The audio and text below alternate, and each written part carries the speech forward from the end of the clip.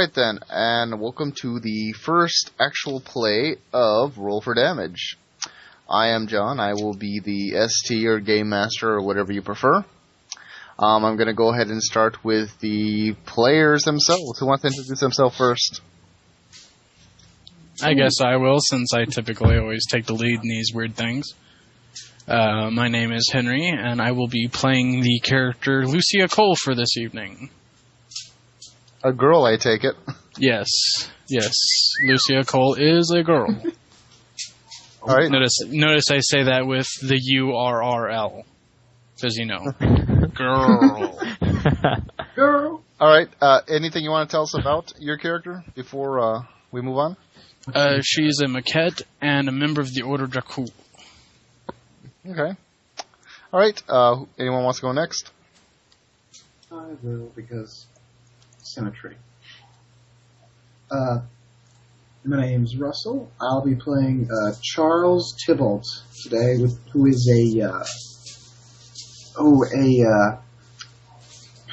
the words escape my brain now that I actually say them. A Venture Carthian movement. And it is Venture, not Ventru. It's Ventru, not Venture. Anyone says it sounds better. I've been saying Ventru for about 10 years. I'm not going to... It sounds so much better Italian. Anywho. I'm Dominic. Or do you want to say something more, Russell? No, excuse me. I'm Dominic. Hello. I'll be playing the character Trenton Maddox. He's a vengeful farm boy and a gangrel. And he's in the Covenant Lankia Sanctum. Very good then. Very good. Now that all the cast of players has been introduced, we'll move right into it.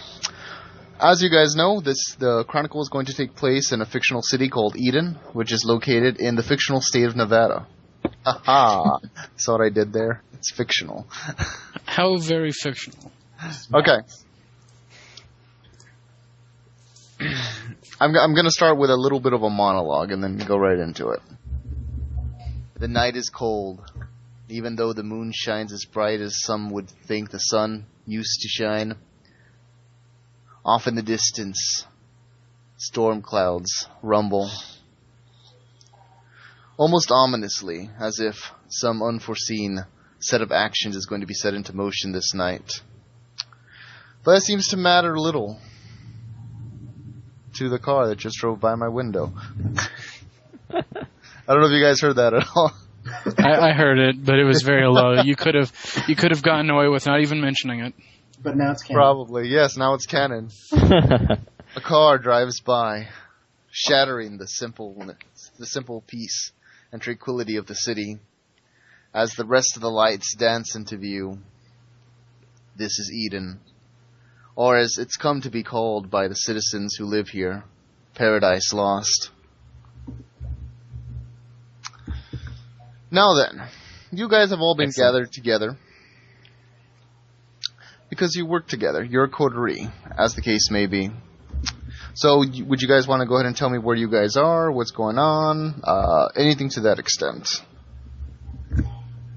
I'm assuming that Lucia and Trent, I'm going to call him that for short from now on. That's fine. Are probably hanging out at Elysium, trying to figure what would be the best means of going about their business. Okay. I'm going to say you haven't arrived at Elysium quite yet, but you're planning to show up there. I will probably also, my character will probably also be at Elysium, albeit separately, just kind of schmoozing, if you will. Alright. There are a few key players in the city that you know, only because they are the respected elders of their respected covenants. Of course, you have Father Sebastian McGregor. He's a maquette, but he's also a Lankia Sanctum. And his personal philosophy is that he believes that the Lankia Sanctum is chosen by God to be his personal purification task force, if you will. He's not as militaristic. He really is a very kind and very concerned patron, I guess, of the Linkia Sanctum, but he has no tolerance for kindred that loathe and whine about their existence.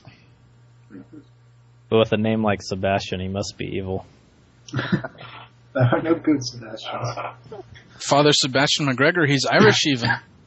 Yeah, yes he is. Let me see, you would also know a Gillian Graves, who is the current sheriff of the city. She's a gangrel, and more importantly, she is Invictus, so she's under the Invictus payroll. She used to be a cop prior to her embrace, and she does have a very nice, outstanding record for her arrests and her investigations. But since she's become a kindred, pretty much her philosophy is order at any cost. To quote Judge Dredd, she is the law. The law? And what she says goes, and, very few kindred go against that. However, there is one particular girl who does go against that, and her name is Jennifer Red Scarlet. Red being her nickname, because she is a Carthian, but she is a Carthian of the communist mentality. Now, her personal mentality is that, if you know your enemy, you can easily obtain your victory. So she's always at odds with the sheriff, maybe not directly, but she's always openly defying the orders, and for some reason she always gets away with it.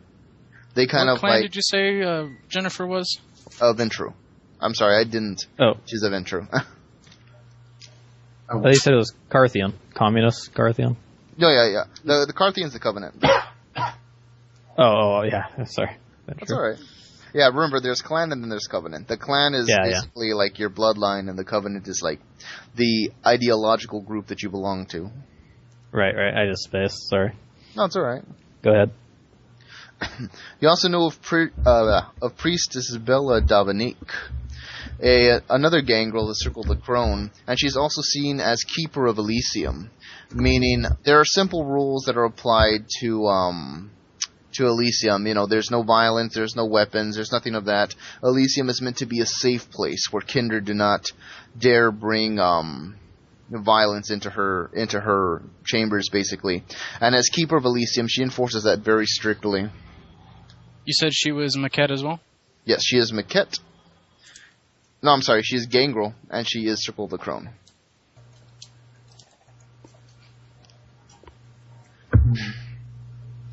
And then, of course, you would know of a very well-known, wealthy bureaucrat named Maxwell Wilson. He's a Ventru, and of course, on the Invictus payroll. He's pretty much your standard, suit, if you will, but he is very, very cold in his pursuit of finances. He believes that business is as business does. And as a result of that, he will have no quarrels or no qualms with betraying somebody or backing out of a contract completely if he can make a better profit with someone else.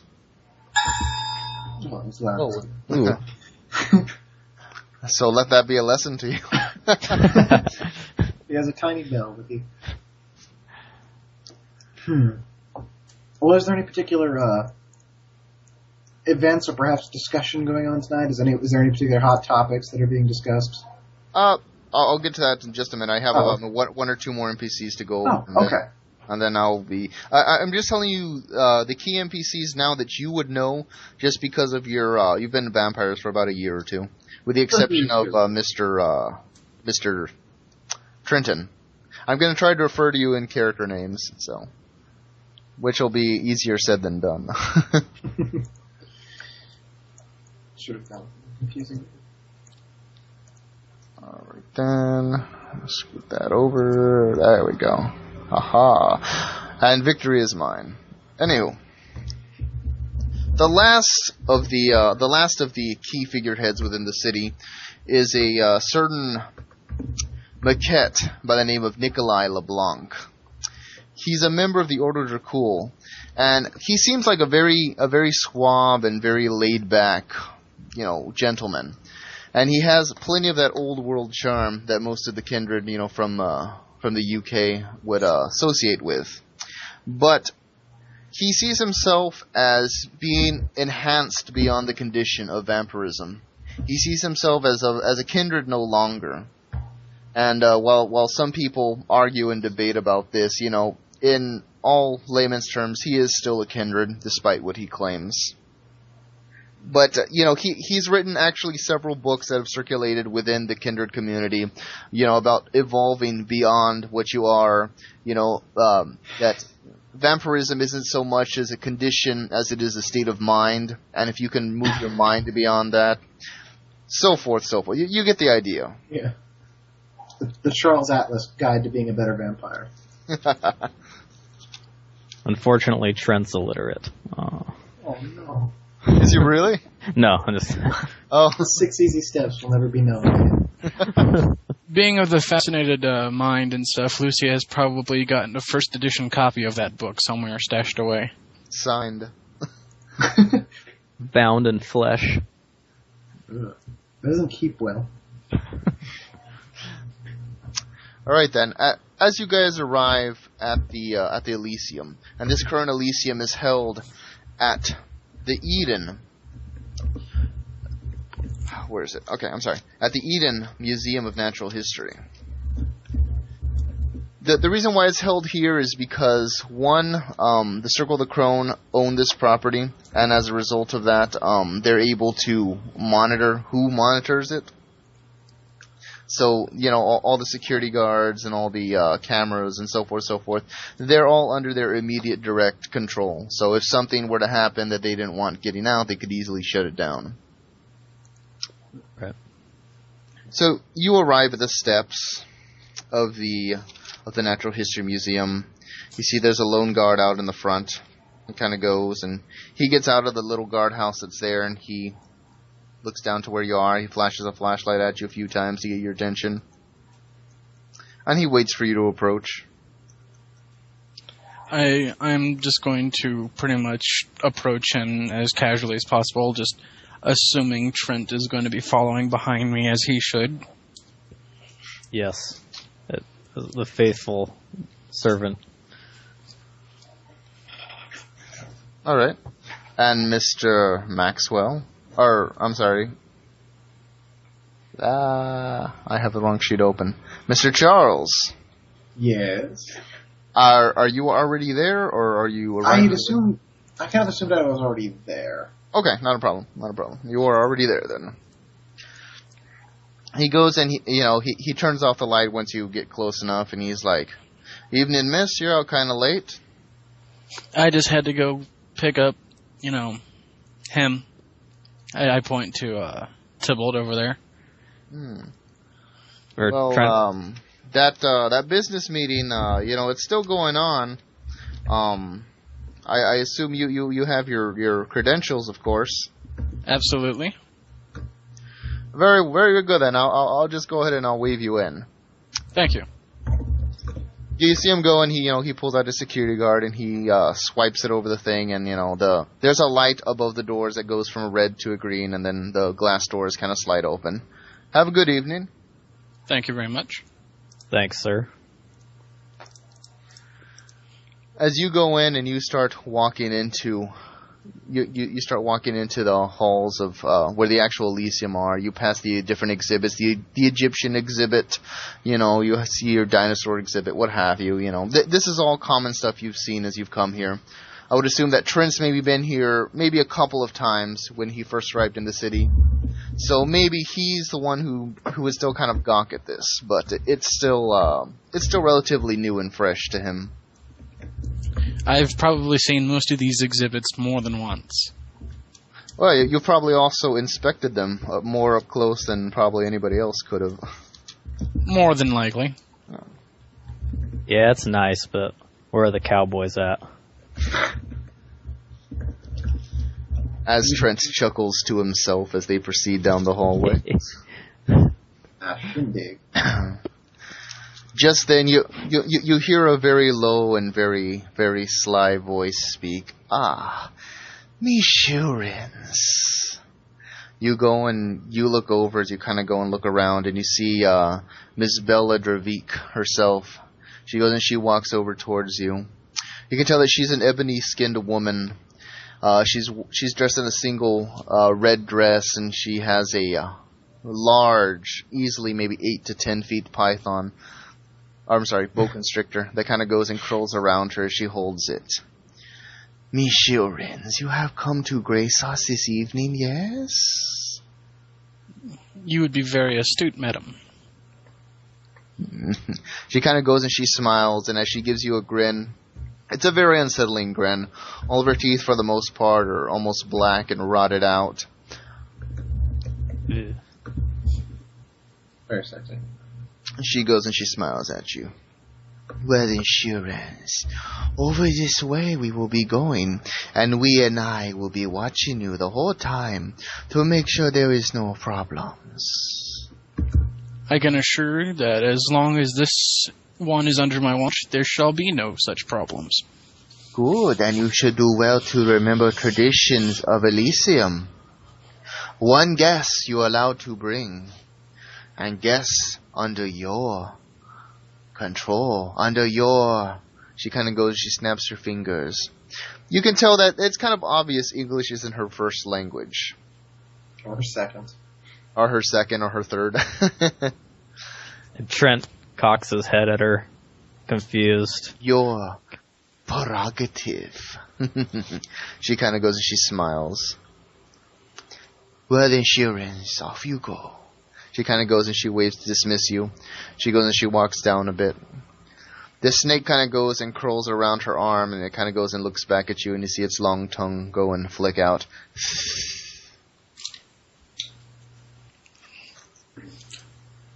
I assume that she's of the Circle of the Crone? Yes.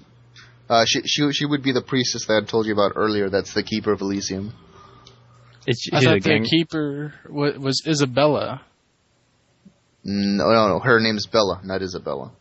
Ah. If I said Isabella, that might have been wrong on my... It's just Bella. Okay, it's Bella Dravic or Dominique? Dravnik. Hold on, let me spell it out for you. It is Dranic.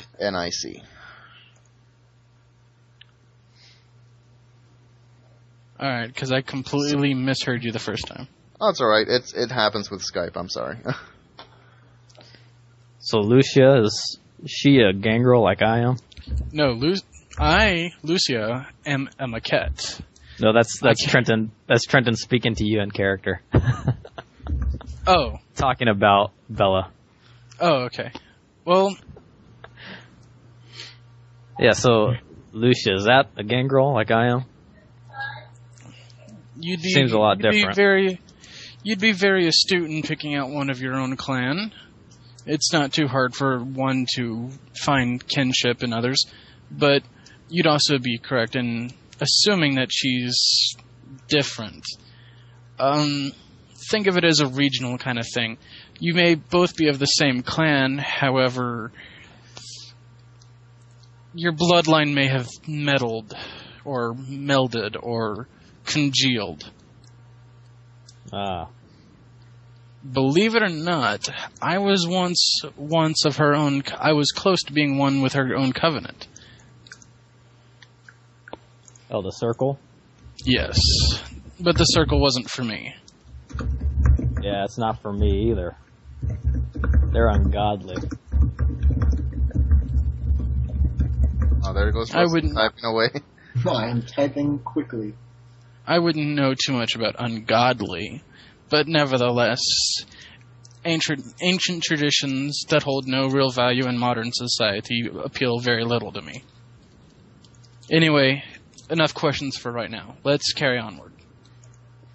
All right. Okay. As soon as you enter the actual entranceway of Elysium, it opens into a grand chamber.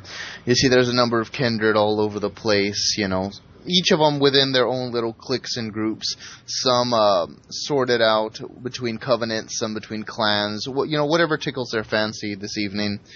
But the tranquility of the evening seems to be broken as you hear a very loud, shrewd female voice going, "That's fucking bullshit, and you know it."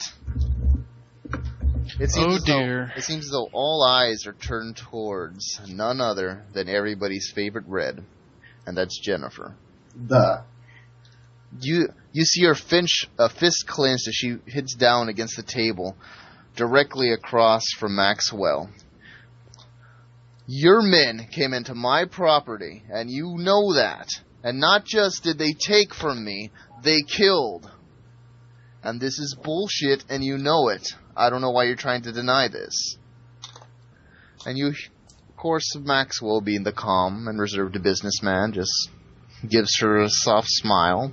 He swishes about his chalice of red liquid, which you can only assume is Vitae. Oh. And he goes and he just gives a soft smile. He goes, I have no idea what you're talking about, I assure you. It's not profitable for me to have a venture of that type. He goes and he swishes it about a bit more and takes another sip. And this only seems to further infuriate the Carthian. Oh man, let's figure out what's going on. It would seem that everyone's favorite businessman has once again irritated our ever so lovely comrade. And once again they will be yelling. Yeah, that commie Red is always yelling, it seems. You haven't been here long enough to even hear them yell. Just be thankful that their attention is not turned to you. Now hush. Lest you draw their eyes. She kind of goes and instinctively she reaches down to where her gun would usually be, but obviously it's not there, seeing as how it was checked in upon entry. She goes, oh, you don't know how lucky you are this evening. You don't know how lucky you are. The fact that your men took that shipment of dragon's breath I had coming in. She kind of goes and she takes a deep, agitated breath. And she goes and she kind of turns to walk away, still kind of stewing and brewing in her own rage. At the same time, Maxwell just kind of goes and gives another soft, solemn smile and goes, it's just business, and I assure you this was not profitable for me. He goes and smiles as it seems as though there's still a sort of whisper and a ruckus about, what had just transpired. But things, for the most part, have returned back to the norm of Elysium.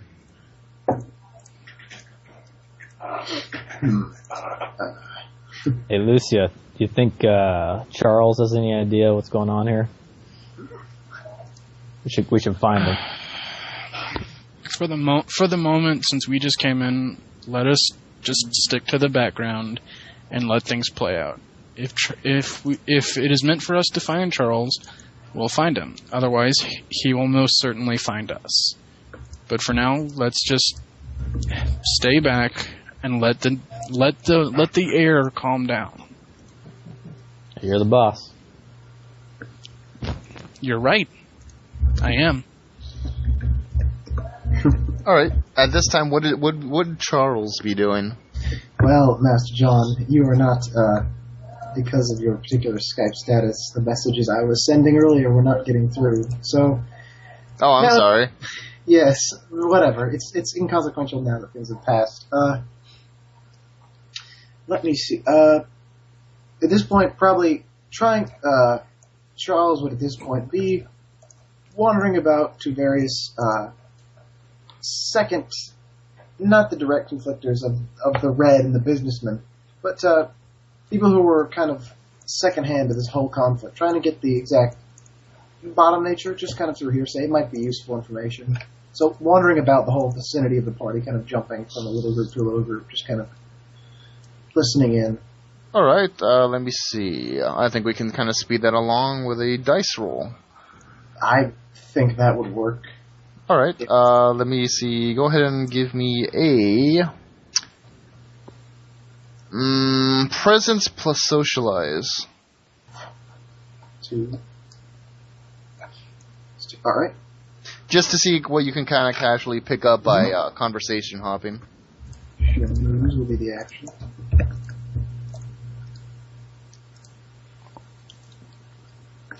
3 successes. Nice. What you're able to gander is, for the most part, Miss Red Scarlet was expecting a shipment of firearms to come in from a undisclosed source, and it seems as though somebody over at the bureaucratic side, as far as shipping and receiving goes, was able to commandeer or intercept these items before they arrived at the actual shipment location. As a result of that, it also seems as though she's claiming that one of her men that she had sent to pick up the items did not return himself either. Which would also be why she's accusing him of murder as well as theft. Right. All right. Could I also assume that I saw these two fellows whilst party wandering? Oh yeah. You pretty much. I would say that, as soon as they walked in while the argument was going on, your eyes kind of darted to them in a way that's like, shh, stay there. This is getting good. Okay. So yeah, you see, Lucia knows what's going on. Stay out of the way, lest you get in the way. Right. Or be the way. Well, then I'm going to wander over there, actually, once I've done conversation schmoozing. I'm sorry? I only heard half of that. Excuse me. I guess I'm going to wander actually over there once I've actually finished conversation schmoozing information. Mm-hmm. Just kind of, casually walk over. Hello, Miss Cole. I see you've deigned to join us tonight. How are, kind of waving a hand in the air, Things are going as well as they design themselves to be. This one here is learning as best as he can, but given the nature of his prior life, it takes a bit more than just simple instruction for him. Howdy, Charles. Hello, young master. I see is this the first time you've been here? I don't quite remember. I've had other things on my mind. No, I've been here a couple times before, but haven't seen a ruckus as lively as this tonight. A ruckus? Yes. Exactly. Yes, he's very quaint with his descriptions. I think quaint is just the word. Kind of nodding. Tell me, do you have any, I assume you heard that particular little spat, just kind of waving a hand back towards the middle of the room. Anyone with ears could have heard that. True enough, they are a loud bunch, the red. But they share the vocal cords where they come from. Perhaps you might have happened to have heard anything about that whilst you were excavating? No, I haven't actually gotten any excavating done lately due to my charge and the sheriff's local orders, which I'm more than gladly to carry out. Of course, nodding the head kind of platonically.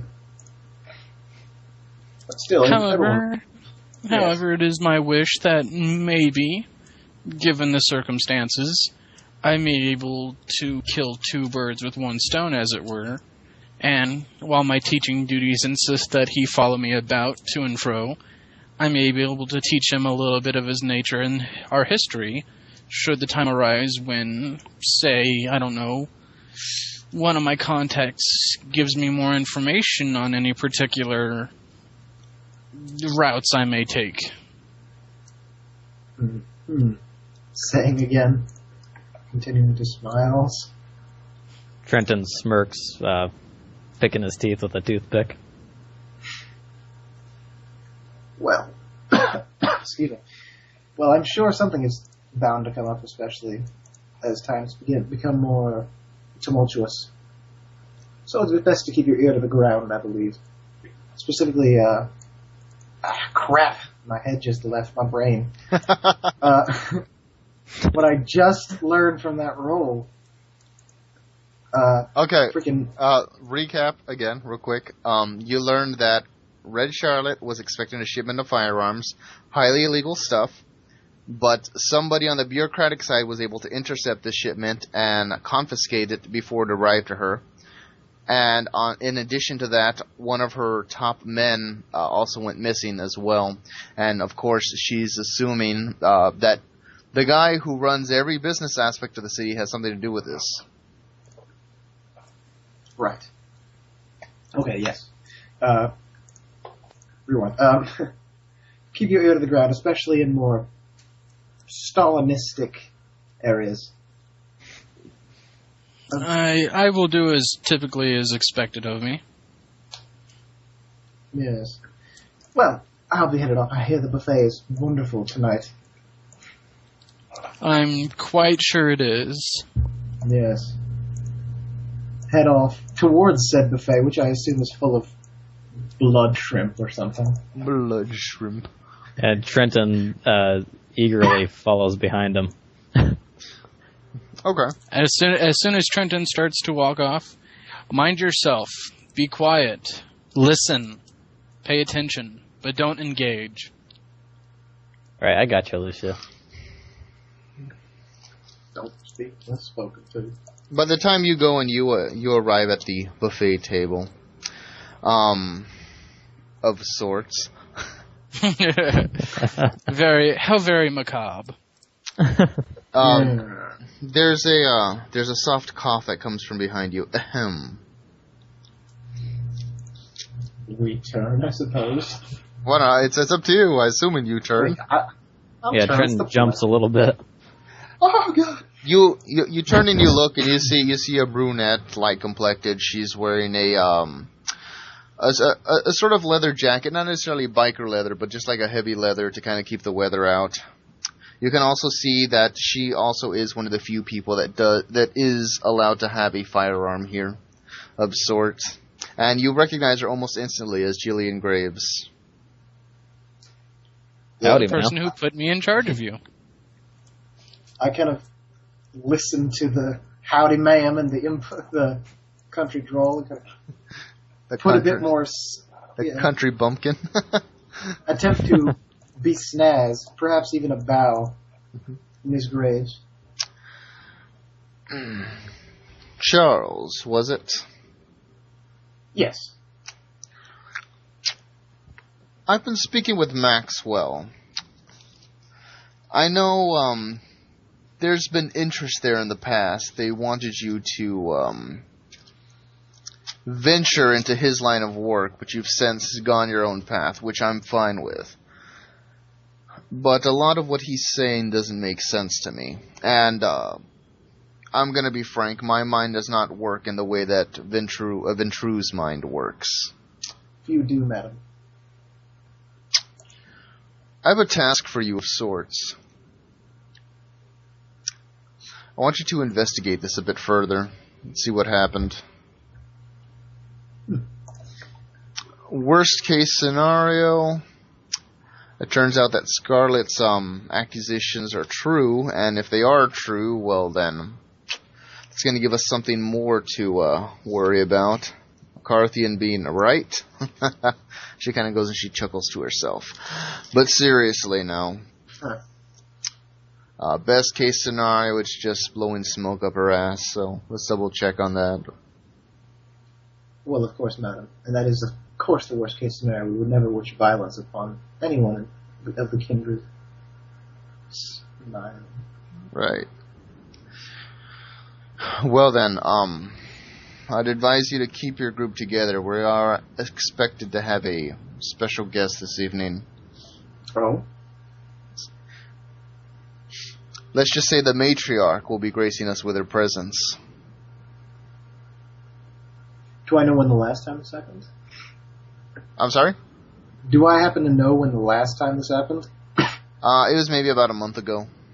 Oh, okay, never mind. Alright. Well, of course. Have a wonderful night. Mm-hmm. She goes and she kind of goes and gives you a two-fingered salute, and then goes to turn and walk about. You can tell that she's kind of more surveying the area, taking things in, keeping notes of trends. You know, who's talking to who, so forth, so forth. And that, Mr. Trenton, I say, turning to you, is exactly why the eldritch of our society need to be properly alleviated with the younger members. They tend to grow arrogant and distasteful of young blood. Ah, yeah. Well, she's pretty cute for a cop. Well, no one's arguing that.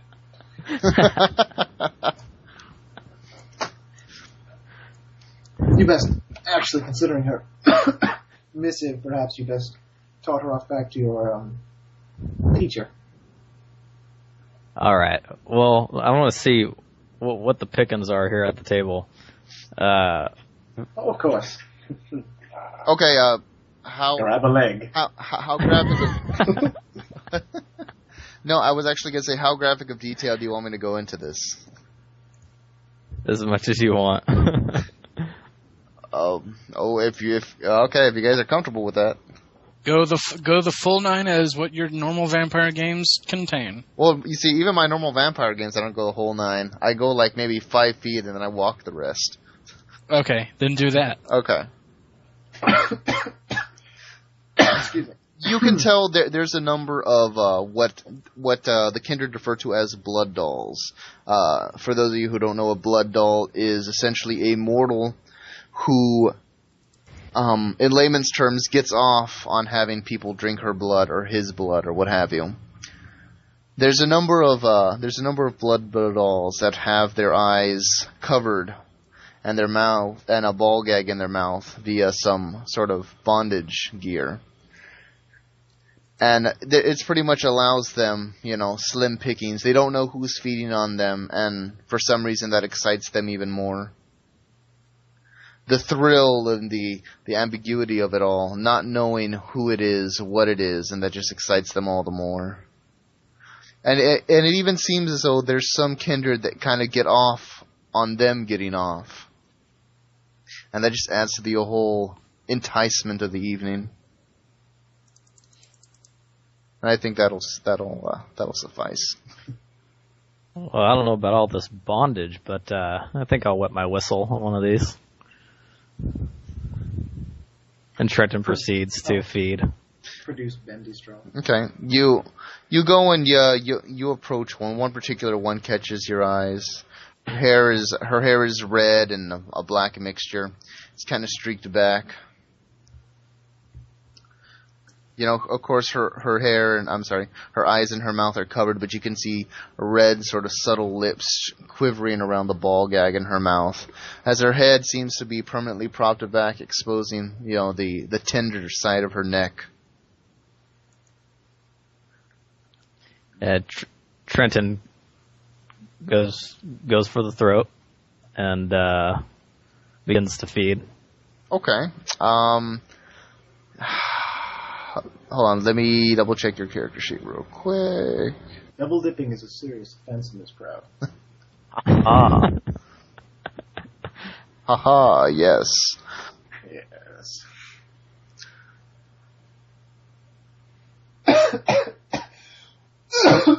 Don't die on me, Russell. Do you need a glass of water? Do you need a glass of water?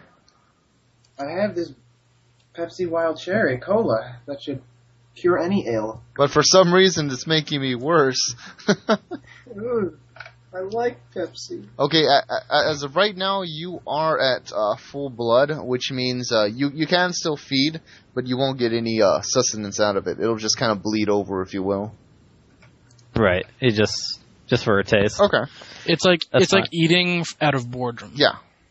Yes. Yeah, and he's all for that. So Trenton feeds. I mean, he doesn't gorge himself, but he's trying to partake, trying to be part of the community. Okay, you go and you bite in. Your fangs go and they penetrate into that soft, creamy skin, and you feel that hot vitae flow into your mouth, sweeter than any wine you could have tasted in mortal life. You can almost feel the life in it as you take it out. And go ahead and give me a willpower roll. As you go berserk and kill everyone at the table. Seer 6. Be awkward.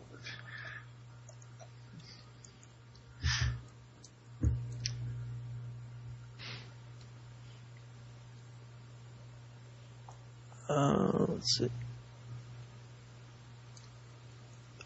You pretty much just take your entire willpower, which is the 6 dice, and you just roll those. I just have a question for the modifiers and stuff on this dice roller. Is there any buttons I should have? No, you just need to put in the dice pool and just go ahead. Okay. Yeah, excuse me. Just go ahead and roll it. Okay. 1 success. You feel the heartbeat, almost as very faint and very distant as you kind of go and take it in. Your beast tugs at you. Oh, that heartbeat is so sweet, so soft. You can almost feel it. You can almost have it back again. As you bite in, you feel yourself wanting to bite in more. If you just drink a little more, just a little more, maybe you can have it. Maybe you can feel alive again. Trenton pulls away. You go and you pull away and you close your eyes for a minute. You're still very much in control of yourself, but it's certainly a rush. And you kind of close your eyes and you wipe your mouth and you go and you look back towards Charles, who is looking somewhat disdainfully whilst holding a glass. Well, almost let that get away from me. Yes. Nodding head back towards Miss Cole. Who's not at the buffet table. I know, but back the way you were standing. Yeah, I'm still right by the entrance to the chamber. Are there any other vampires around the buffet table that we know, or? Oh yeah, there's a few of them here that you've seen around. It's just like going to a party, like a real life party, where some of these people you might just recognize by face alone. You haven't taken the effort to go on up and talk to them directly.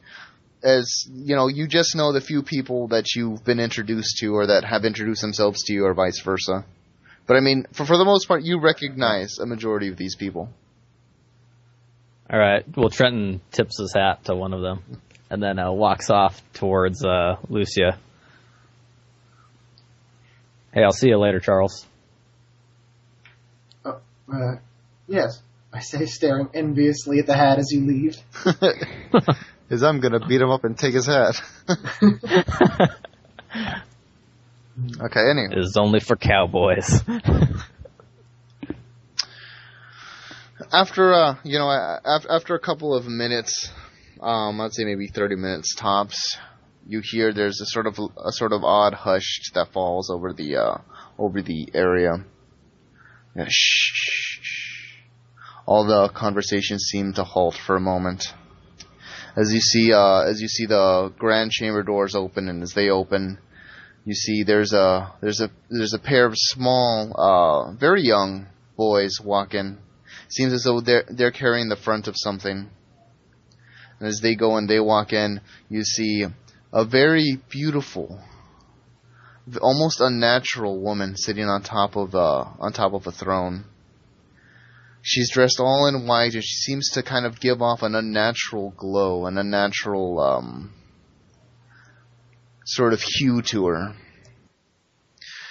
She goes and she opens her eyes and she smiles and she looks over everyone, and as she smiles and looks over everyone, it seems at the same time it makes you feel the most relaxed you've ever felt, while at the same time twisting your stomach in a knot. You recognize her almost instantly. This is the Matriarch, the Prince of the City.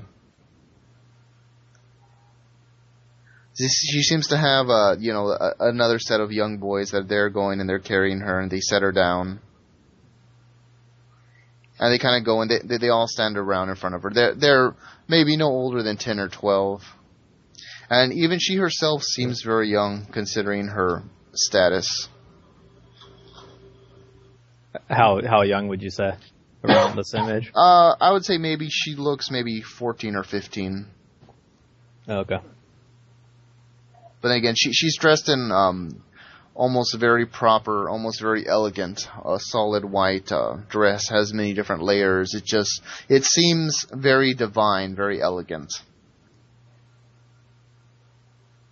I assume that there are groups of people maybe going to, unless this is some sort of procession, going to not kind of copulate around said matriarch. to engage in whatever discussion and ass kissing as necessary. Yes, you'd be right in assuming that. Can I try to take a pointed count of everyone that actively does the opposite or avoids the gaze of the matriarch? Sure. Okay, go ahead and give me a wits plus composure roll. That's perception. Yeah. 6 dice. I knew it. I was ready for it.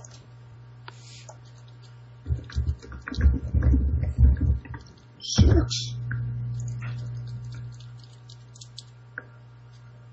Oh, 0 successes.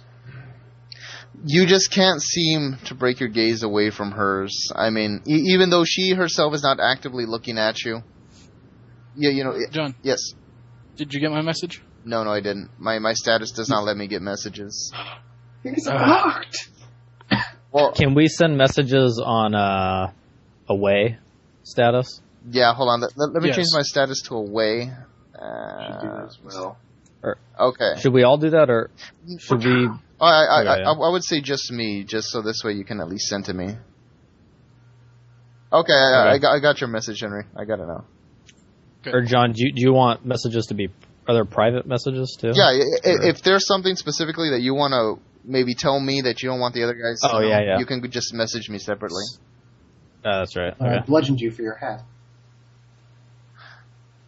Haha. Okay, anywho.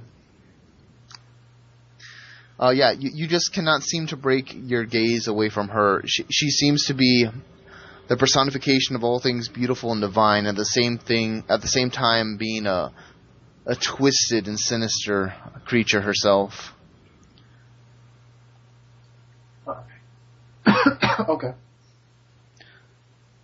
By the way, in case you could not tell from my description, she is a Deva, and she is also the Elenkia Sanctum.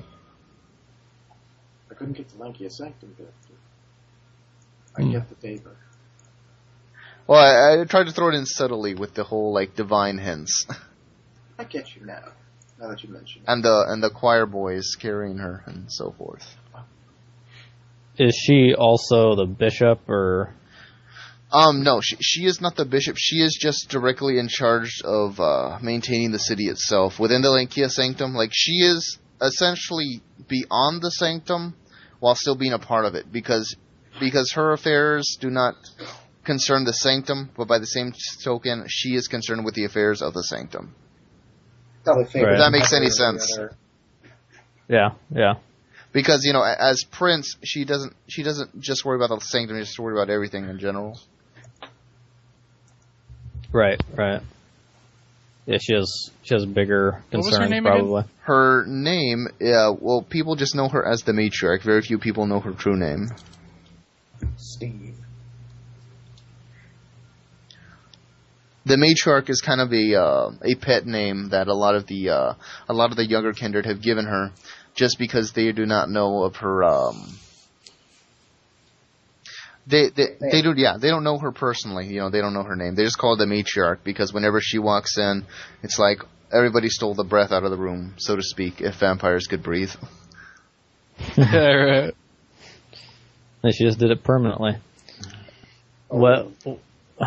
What's her clan? Did you say? Deva. Yeah, she's Deva. Oh, Deva. That's right. Those are the pretty ones. Yeah. For future games, I am going to try to see if I could get pictures that look relatively close enough to what I'm trying to picture in my head. MS Paint away. Right. But for right now, Or you could- just try to do the best you can. Or you could send us some later or something of.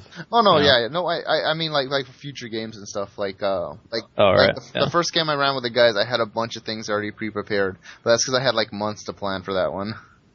Indeed. It was fun. Yeah, and this one isn't. Okay, anywho, you can see Jillian. She goes over and she kind of falls to a knee, and the matriarch goes and she reaches down and she places a hand on top of Jillian's head as a sign of appreciation and a sign of thanks. And then Jillian gets back up and she steps aside. A few of the other key elders, move forward as well. Obviously, giving their appreciation and their thanks to her. Red Scarlet, however, does not. She just kind of goes and she gives her a hesitant gaze. You know, she takes off her beret and gives her a nod, but places it back on.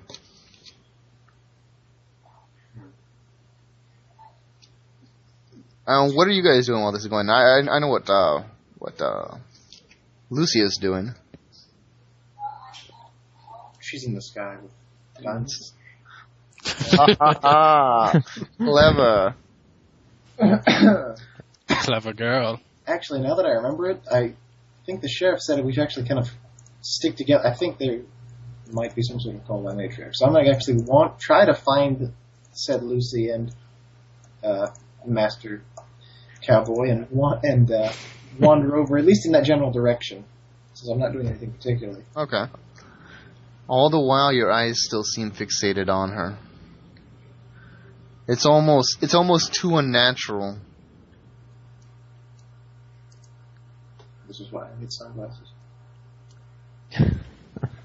Okay, what about Trenton? He just was watching the show. I think he's probably too much of a fledgling to make any noise right now. Or is there? What was Lucia doing again right now? Lucia is just hanging by the entrance. Oh, why? I'm right. I'm next to Lucia at this point.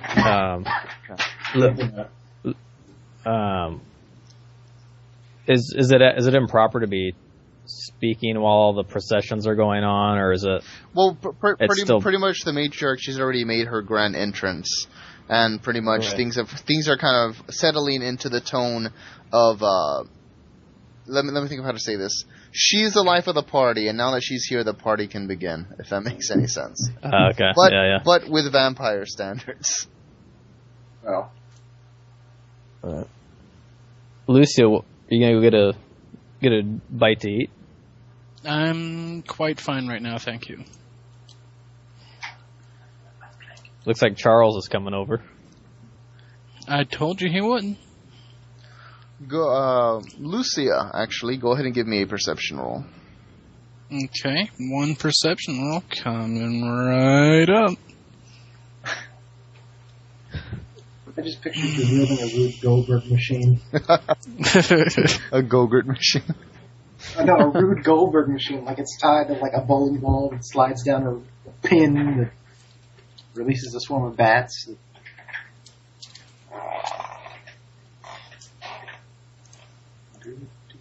3 successes.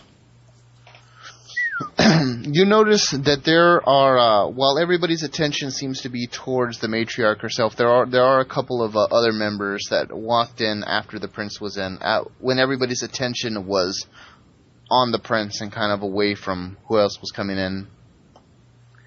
You see one vampire walk in. He seems to be very, very confident, very full of himself. But at the same time, he also seems very beautiful. His hair is long and black, and it flows almost down to just past the middle of his back. He seems to be dressed in tight leather pants as well as a tight sort of biker jacket. And you recognize him, you just can't remember from where. Accompanying him is also a woman in a very in a red dress. And this red dress seems almost to overly accentuate her body and build. Curves. Yeah.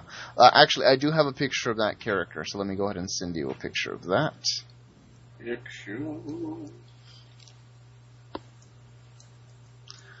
Suck it, all the people listening. Oh, loud. No, I'm sorry. Ha ha. Yes.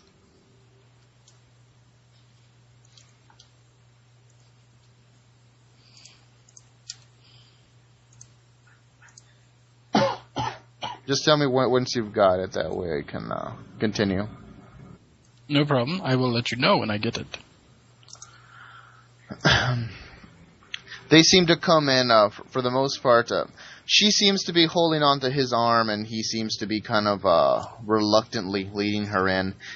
You can kind of tell he doesn't want to really have anything to do with her, but nonetheless, it seems as though he is almost bound to be with her. I could pretty much make judging my character's educational mindset, let's say, could she make a pretty much well-educated guess just why that is? Why? What is exactly? What are you trying to educate on? Okay, just go ahead and tell me your assumption.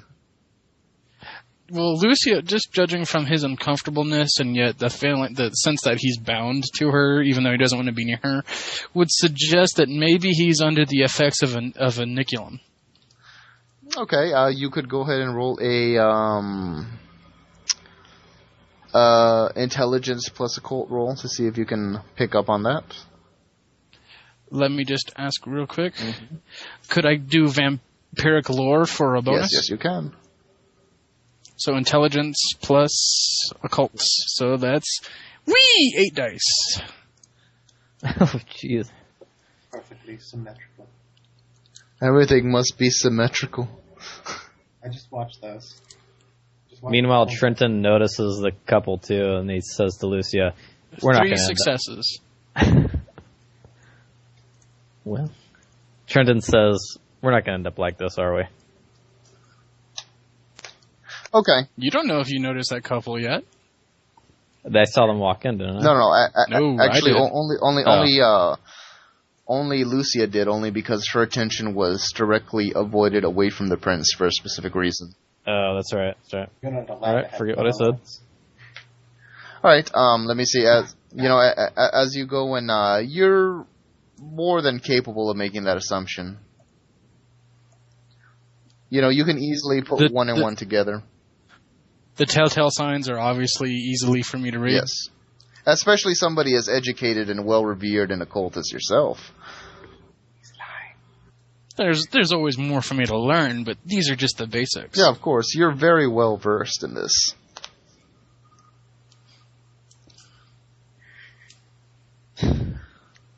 You can see that after a while, she kind of goes on her way. She releases him, and he kind of lets out a sigh of relief. And he kind of goes and he slumps back and he leans against the wall. He really has no interest in being there. It was a script marathon. Lucia's gonna wait a moment, and just. He obviously doesn't want to be here, but she's curious about him nevertheless. So if he's actually going to be left alone, she's going to give it 2 minutes. And if she can basically tell that no one is keeping an eye on him, super religiously or anything, she's just going to casually saunter up to him. All right. While this moment is going on, you have Red Scarlet go, and she walks over towards Charles. She goes, "Hail, comrade." Hello, excuse me. Hello, miss, comrade. I assume I know how she prefers to be addressed. She kind of goes as she smiles at you. She's aware of the fact that you're not of her particular political views, but nonetheless you are a Carthian, so you do share a like-minded belief structure. How are you this wonderful evening? Actually, I came to talk to you. You're Ventru, as am I, and you are Carthian, as am I, so maybe you can give me some insight into what to do. I'm a little upset at this. Nothing would please me more, madam. Please, let's walk. Okay, Wander nowhere while speaking. Okay, yeah. You actually see Red Scarlet and Charles. They kind of go and they walk off a bit towards away from the group as they begin speaking. You can see that there's a few eyes that go and they turn to them a bit, but they continue on. So, Miss comrade, what is it exactly you needed my counsel on? It's Maxwell. It doesn't seem like him to do this, but it's entirely within his field of power. I mean, I've had run-ins with him in the past. I'm not gonna lie about that. Ain't no bullshit there. Sure, I've burned down a few of his buildings. He's burned down a few of my warehouses. I mean, it's water under the bridge at this point. Exactly. Yes. But what I need to find out is why he would attack Cedric like that. You're concerned, obviously. That's perfectly understandable. It's a change in tradition. No, pattern for the old businessman, and it's bad for the communist regime. Yes, but here's what I'm really worried about. And she kind of goes and she leans in close. Cedric was my right-hand man. He knew a lot of stuff that we were planning. In all honesty, I'm worried that he's not dead. I'm worried that he's been captured somewhere. And I don't know, maybe they're trying to milk him for information to see what we're planning. I mean, let's be honest. Me and the Invictus have never really sat right. Perhaps. Well, no, let's hope for the best. I say kind of leaving that particular avenue open as I speak. But your concern is certainly validated, especially considering your relationship with the Invictus. What is it you would have me do for you, Madam Comrade? Well, you're Ventru. Like I said, I'm Ventru. Obviously, I'm not going to have any dealings with him, but maybe you can try to find out something that I can't find out from him. If not from him, from at least another of his ilk. Okay. Now it's time for... actually, I might not even have to roll. I'm just going to say... nothing would please me more, madam, but you know that, of course, they're... especially Maxwell is a particularly crafty fellow. You could never quite get anything solid out of what he says. Perhaps if I had...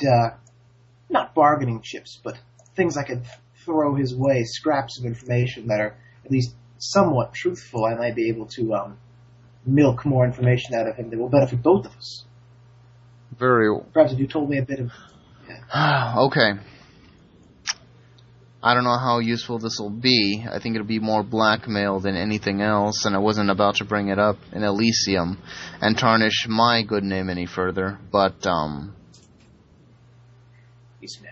just tell him we're familiar, or we're aware of the Synthocell and what he's trying to do.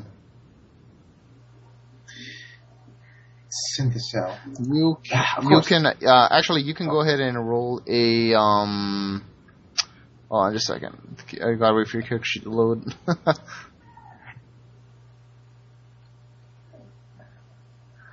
You can go ahead and roll a wits plus. I'd say politics. I think kindred affairs would attribute to this. Yeah, I would say, would my kindred affairs boot, which is another die, or I'm not familiar with the. If you have a specialty, it gives you one additional die. Okay, so 7 dice.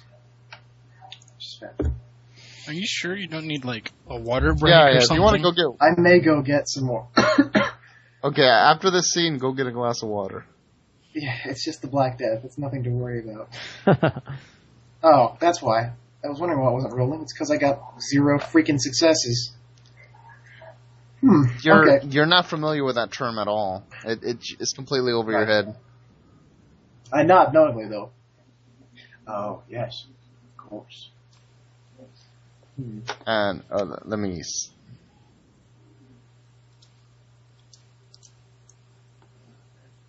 Spelled like that. Okay. Alright then. She kind of goes and she gives you a nod. I don't know how useful that'll be if he's even still worried about that, but it is a dark secret of his, so maybe it's something that could be a bargaining chip. It'll be worth volumes, madam, comrade. Kind of raising the glass, and then gesturing back towards the gathered groupings. I'll do my best. All right. You kind of go and you start heading back. At this point, I'm going to pan back to Trenton and Lucia. I'll go At this point, I think, Lucia's by the man, or the guy who walked in with the long hair and the leather pants. Mm-hmm. Right? Yeah, and Trenton's still captivated, I guess. Lucia at least waited until she was certain that she could be near him for some measure of private time without being interrupted or stepping on anyone's toes. Mm-hmm. Right. Is she talking with him? Well, that's up to her. Well, that would depend. He wouldn't know anyway. Okay, anyways, Trenton wouldn't even know that. Okay, anyway. I'll say for the most part, it looks as though all eyes are off him. At which point she would engage him in conversation. Very casually, but not so uninformally. Okay, so you go and you kind of swagger over to him. Not necessarily swagger, but more... I am more like the cat. drunk right now. No. No, okay. Making her way over to him, she'd probably just casually prop herself up at least a good 2, foot away from him or so, and just be, looks like I have found a kindred spirit here in the Elysium. Being bound to be here, but desiring not.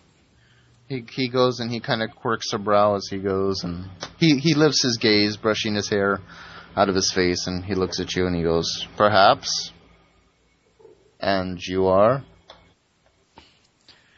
Cole. Lucia Cole. He kind of goes and he looks you over for a moment, almost as though inspecting, maybe half looking for some sort of conniving motive, as if looking over for some sign. And then he goes, Devin Masters. It's a pleasure to meet you, Mr. Masters. No, just Devin. I would say that I would say that I've not met you before, but that much would be obvious. I'm not native from this city, and neither is her. He kind of goes and he motions towards the woman that's kind of going, and she's laughing a bit. Right now, you can actually see that she's talking there with Nikolai, and she's like, laughing very loud and obnoxiously.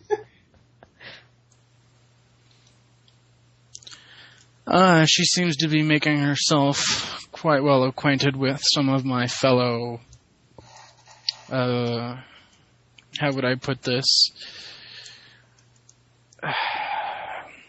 I guess there's no point in trying to politely discern this. One of my fellow members of the Pursuit of Intelligence. Mm. He kind of goes and he gives a shrug. Yeah, she's like that. As old as she is, she knows plenty of people and never ceases to surprise me. Whenever we go into a new city, she knows somebody new. Or somebody new to me, at least. Judging from the way you carry yourself and how you speak, I hope it's no offense to assume that you're quite new to the dance. He kind of goes and he smirks. I suppose. Well, new by perhaps her standards.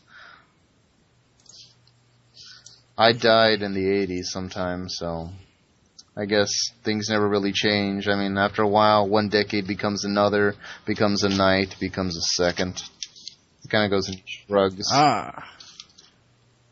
Then I'm definitely showing you disrespect, for you are my senior. I've only been around for at least one turn of the century. No worries there. He kind of goes and he shrugs. Besides, it makes no difference whether somebody's been around for 1 year or 1,000 years. If a person's an asshole, they're still an asshole. I certainly hope I don't give off such callous... Oh, no, not at all. Opinion. If you were, I would just outright ignore you. He goes and he gives a light sort of smile. Well, I really appreciate that. Besides, you seem a lot more intelligent than the common drabble around here. He kind of goes and he gives a nod towards Trenton, still standing agape, going towards the prince. But then again, I suppose we were all young at one time. He's no more than a few moons, at least. But I do take a special kind of enjoyment that my metamorphosis has granted.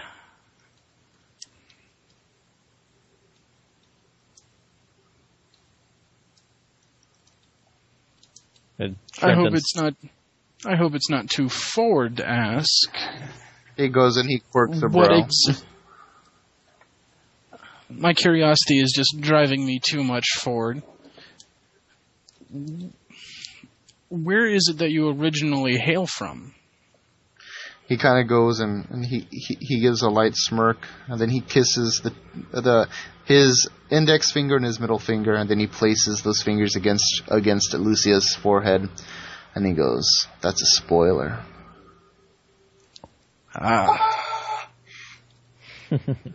And he says with a slight grin as he kind of goes, and you can tell that he keeps kind of looking back towards this woman, almost as if worryingly, like maybe he's worried that she's going to maybe get upset at him at any moment for talking to somebody.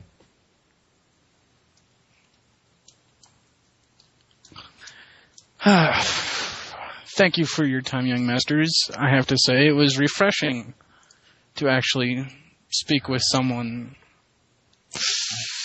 not so boorish or uneducated on such matters of standing outside of things. Well, if you should ever... Right now I'm staying at the old Ravencrest estate. That's the holding she has in the city, so you're welcome to stop by should I could do anything for you. Wow, my. A gentleman, too.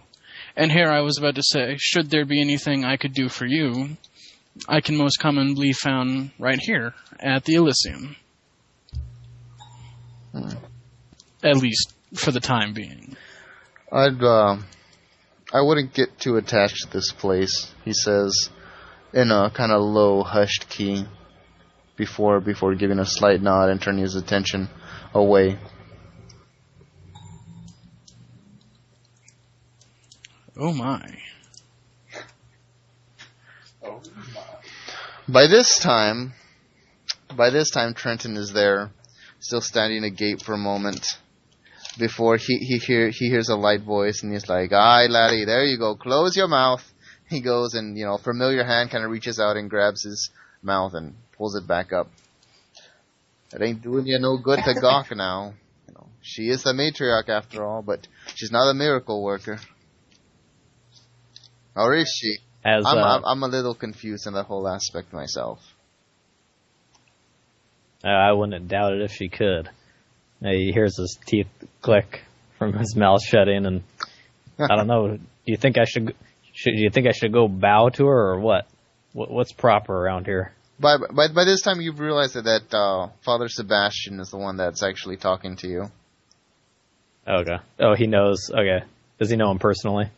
He would know you as a Lankia member. Maybe not right. Personally, like on a personal level. But this might be considered his personal invitation to do so. Yeah, he goes and he laughs a bit. He goes, "If you like, you gotta remember, she's kindred just like you or I, and inside all kindred is blood. Delicious, sweet, tempting blood." Oh, he kind of goes and gives a light shudder, but I digress. Ha ha! He goes with a light chuckle. What's going on with your lass over there? He kind of goes and he motions over towards Lucia talking with Devin. And Trenton, for the first time, realizes that Lucia's not standing there by the door. And we Maquette are very, very sneaky. And Trenton's, I don't know. The guy's got nice pants, though. Sorry. That's all right. That's what your character would say. Yeah. Father, so tell me about the Lankia Sanctum. What's the deal here? The deal with? He kind of goes and he quirks a brow, sort of leaning back against the wall.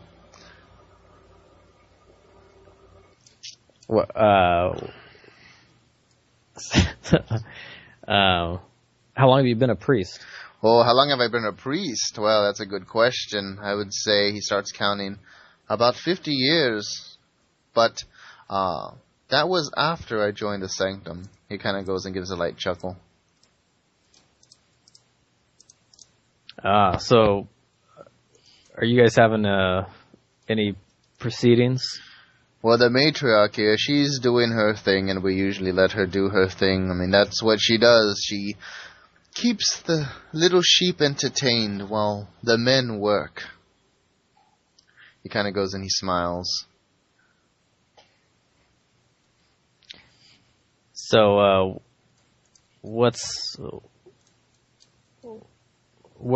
sorry, I don't know what to ask this guy. Oh, that's all right. That's all right.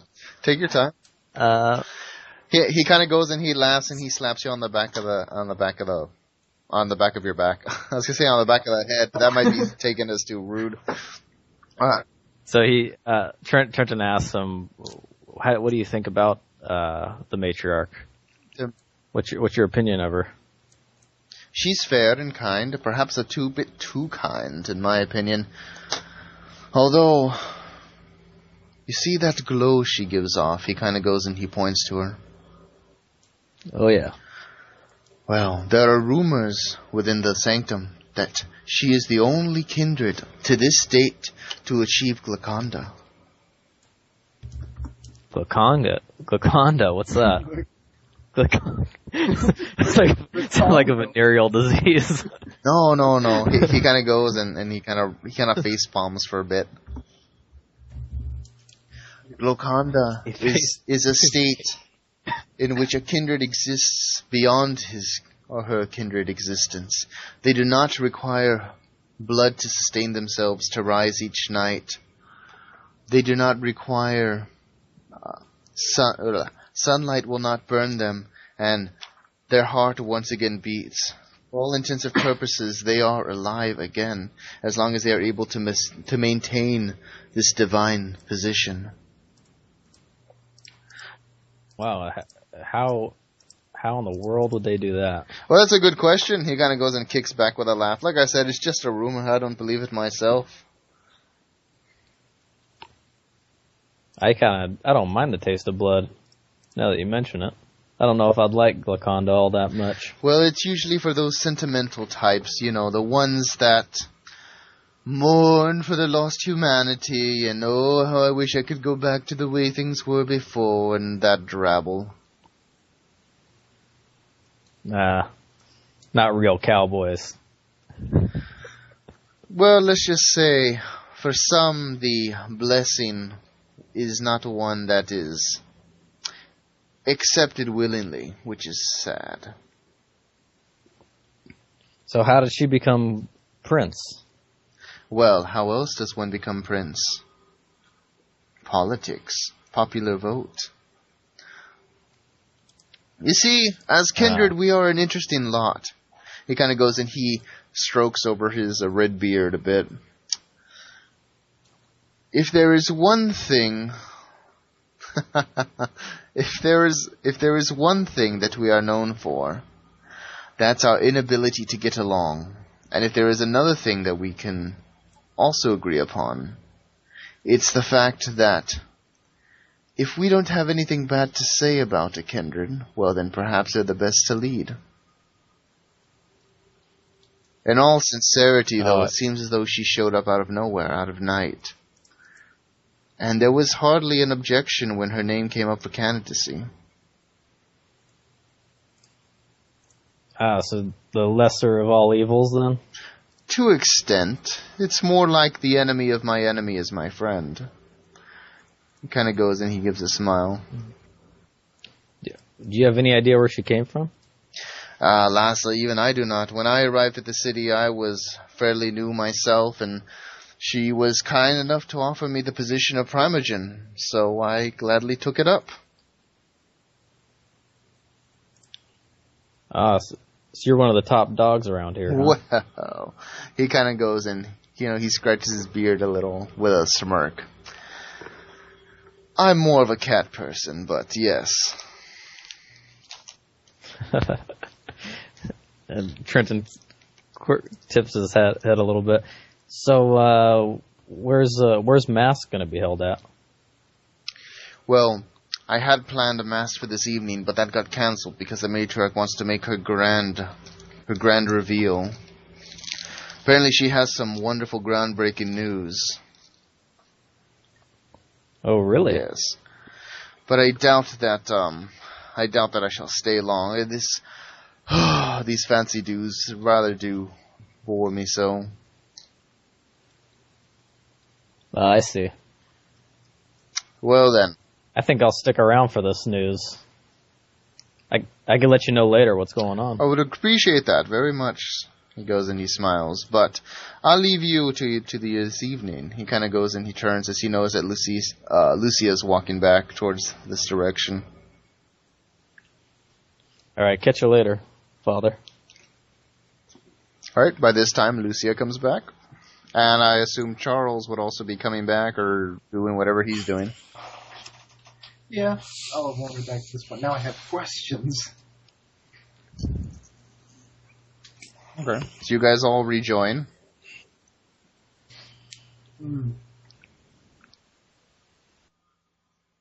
Yellow.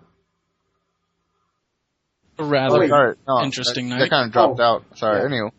We both just silenced. But, kind of nodding towards the matriarch. Rather entrancing then, yes. One would suppose, I assume.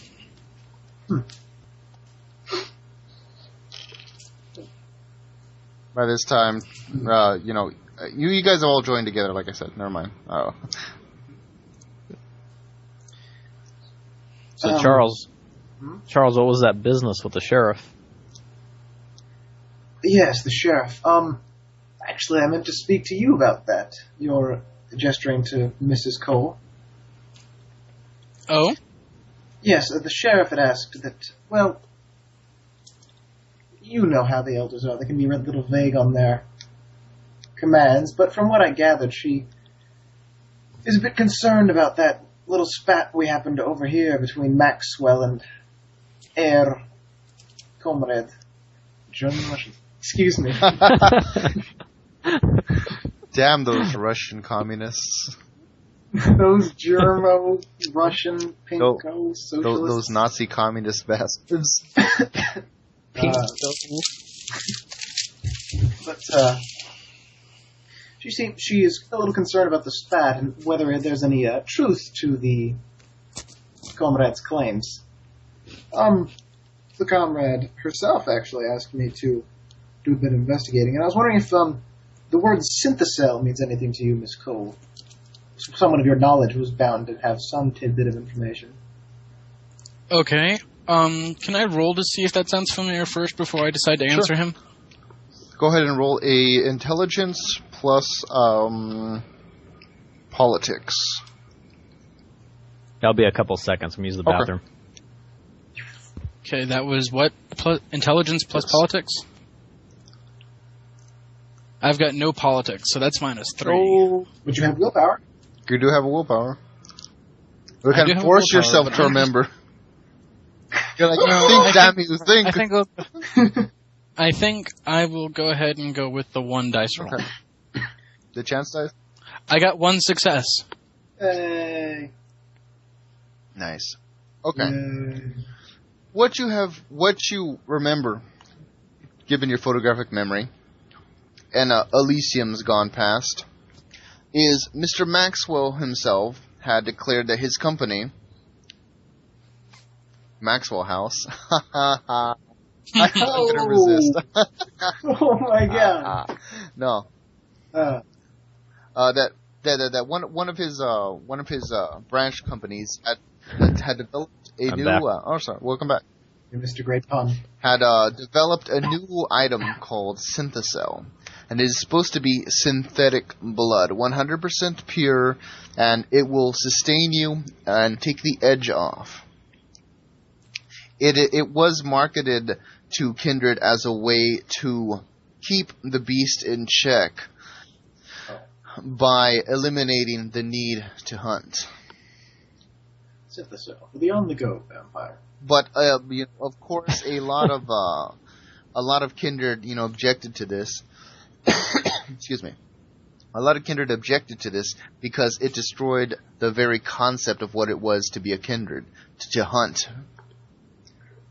Mostly those of the gangrel persuasion, of course. There seemed to be a lot of gangrel here. No, look at Look at me. Lucia turns to Tybalt for a moment. Now, before you rightly assume that I would spend much of my busy time into the mire that is our fellow kindred's politics, I will be able to grant you some knowledge in this, from what I care to. Never doubt that you would, madam. You were probably too busy being taught how to boardroom meet and all that fancy stuff. But it was a failed venture into creating a synthetic blood. Actually, hold on. Let me stop you there. It wasn't failed. It just wasn't well accepted by the Kindred community.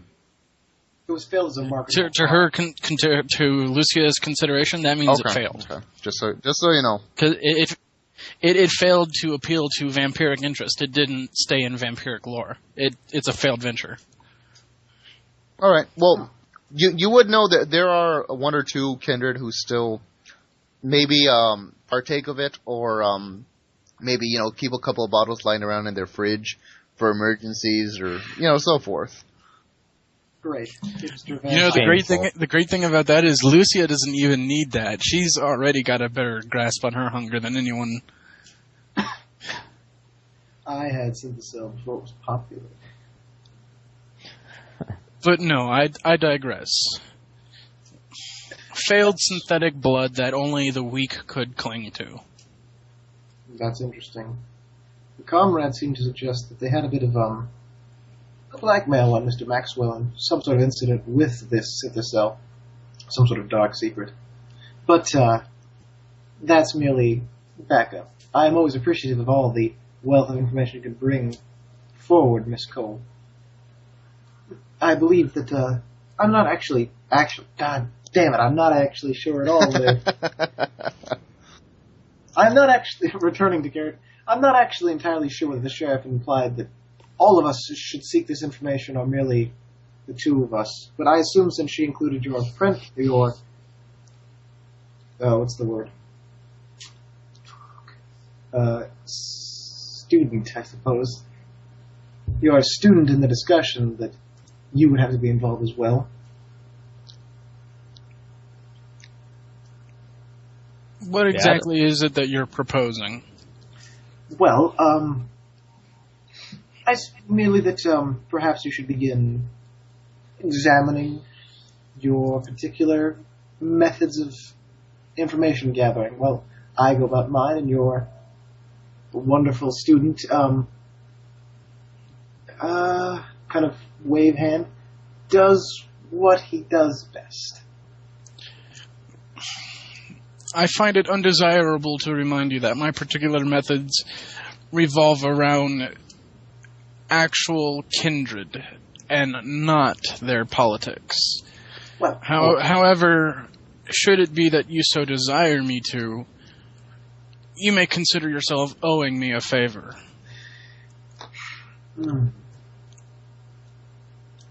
Ah, of course, Mrs. Cole. That is well within the boundaries. Well then, I guess I can consider, maybe asking a few of my other friends what they may know. Yes, wonderful. You have a sharp eye about this one, Mr. Terrence name. Mr. Maddox. Mr. Maddox. I need to write that down. Mr. Maddox, she'll swindle you out of your pants if you're not careful. Or swindle her way into him. Ha ha. Yeah. Oh, high five, random vampire. And I am not opposed. Oh my god, there would be just the image of a bro vampire. A bropire? Yeah. You just Like gave me the idea for an NPC. Really? Yeah. Wait, what's Charles asking me? Sorry. Well, Mr. He's not asking you anything. He's basically He's telling. telling you to watch out for my character because Yeah, if you were paying attention, she basically just roped a favor out of him. Yeah. But also, Mr. Maddox, I believe that I don't need to ask Curry for your favor for a few reasons, mainly that the sheriff asked you as well. Perhaps when you have a free moment out of your quartermasters waving towards Miss Cole's control, you might actually spend a bit of time investigating yourself. It would never be bad for a young neophyte such as yourself to curry good favor with the oligarchy, said with a stone of disdain and waving a hand back towards the gathered mass of ass-kissers and matriarchs. Yeah, I don't know much about politicking, but I'm not opposed to that. That's always good to have a little favor. This one would know that, gesturing to Miss Cole. Favors are what fund business ventures, after all. Of course. After a while of you pedaling back and forth between each other, the matriarch, she goes and she raises her left hand up, and as she lifted her left hand up, another odd silence falls over the room. Like, shh, shh.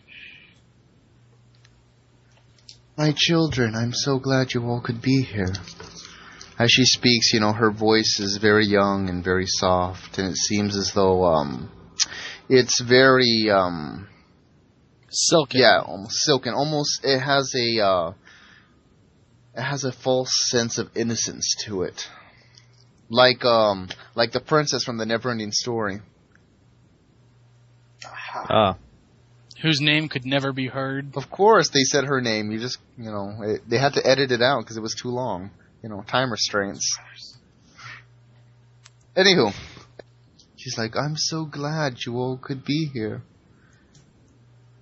I know there have been whispers and rumors as to where I have been, but I have been in deep meditation lately. The divine, she goes and she smiles, has given me visions of what is to come. The world itself is not at ease, but more importantly, us here in Eden. A time of turbulence will come, and even I myself shall meet the final death. You hear a couple of people kind of go and speak up, no, surely you jest. No, it can't be true. Who would dare attack the monarch? And she goes and she raises her hand again to silence everybody. No, it is true. It has been foreseen. And when I pass, a time of great tribulation, trials will befall you all. But there shall be a second coming. And when the divine has once again returned, then all will be made right. She kind of goes and she looks around. As she looks around, her eyes kind of cast over the audience before stopping at Lucia. I already know who my killer will be, but I do not judge them, for they are just following the divine's plan. I cried when I first found out. Who wishes to die and meet the eternal death? But if it is his will, then so be it. She kind of goes and she smiles. She smiles and she kind of goes and she hangs her head a bit. And, things kind of go and they get up into a ruckus. They're like, who is she looking at? What's this going on? Who's going to kill her? No. You actually hear the priestess Bella speak up. No one be killing anybody while Mistress around. She protect everyone. She kind of goes and she speaks up. And by this time you guys are free to talk amongst yourselves. The first words out of Lucia's mouth is, well now, that is certainly a damning bit of information. Kind of puts a damper on the affairs of the evening. And here I was hoping that the rest of my eternity could be spent not doing exactly just that. And what's that, Lucia? Let's just leave it at that for the time being. All right.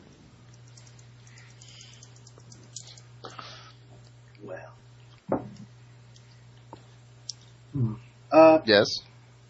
Nah, never mind. Now Okay. I think about it. No. Yeah. By this time, Jillian goes and she walks over, almost marching, making a beeline straight towards you guys. I busy myself with a drink. A drink? I need a drink.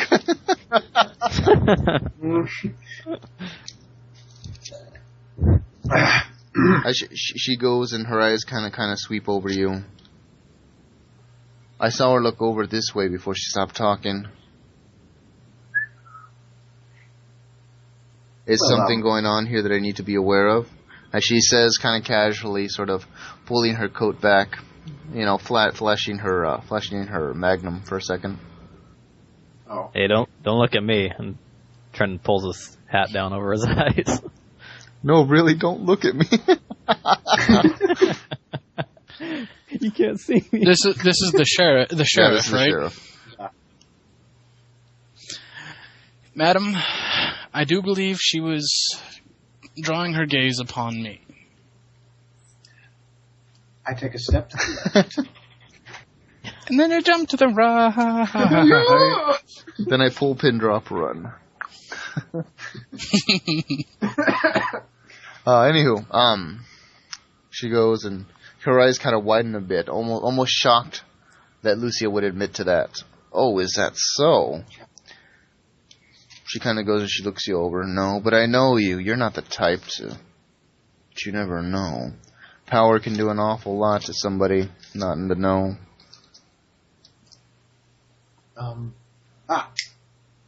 Okay. I'm going to lean in and attempt to diffuse the situation via persuasion. Okay.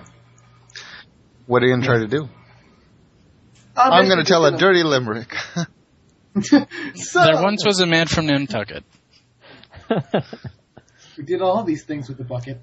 Well, while he's busy trying to roll, I'm simply going to look upon the sheriff. Mm-hmm. As for Madame's predictions and preledictions, and her ability to see through the divine, Through time and space. I would find it unseemly for one such as I to even involve myself at such level of politics, lest it interrupt my own studies.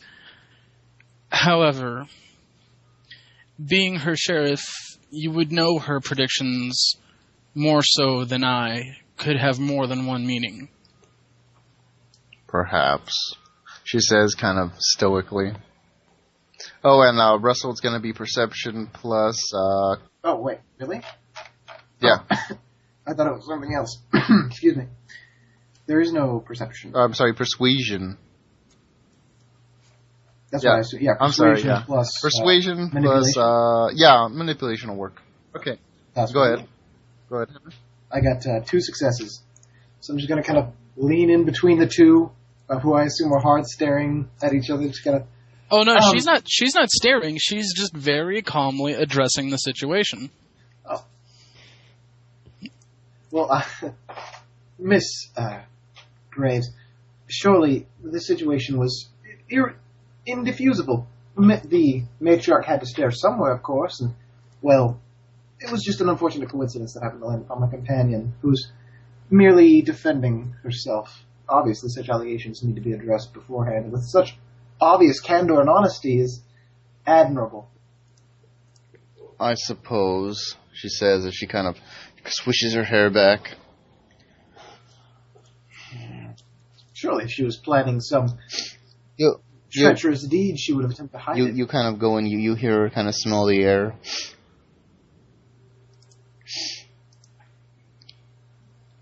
She kind of leans in a bit closer to Trent. You don't smell right.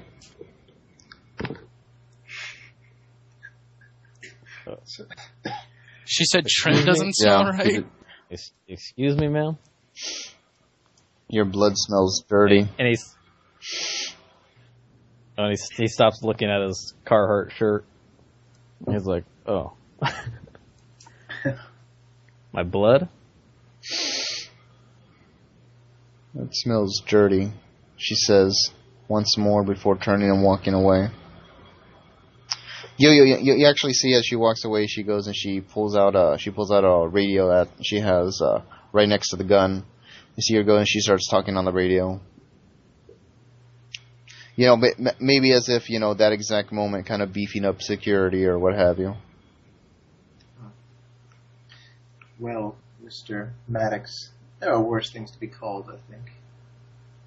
But by the sheriff? Yes, the sheriff. The sheriff. The last thing I want is a cop sniffing around. I can assure you, Trent, that more often than not, that vampires will play politics in the more devious ways than one would expect. Yeah, I hear that.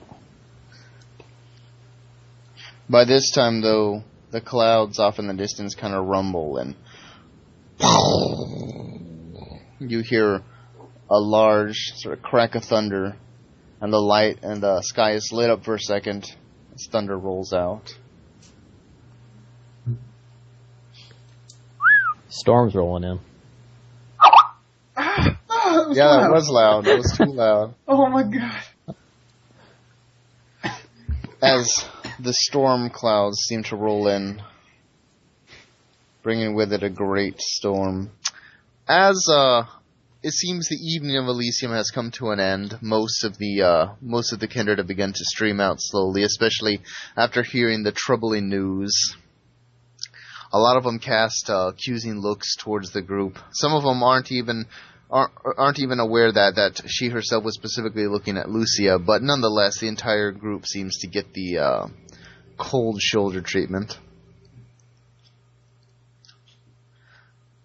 And after a couple of minutes, most of the populace there has been emptied out.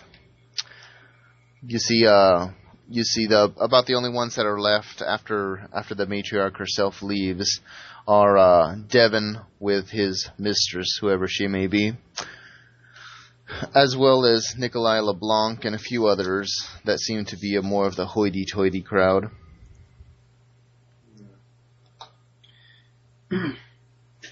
Well, Mr. Maddox, Miss Cole, perhaps a discussion of what should be done going forward from this point is in order.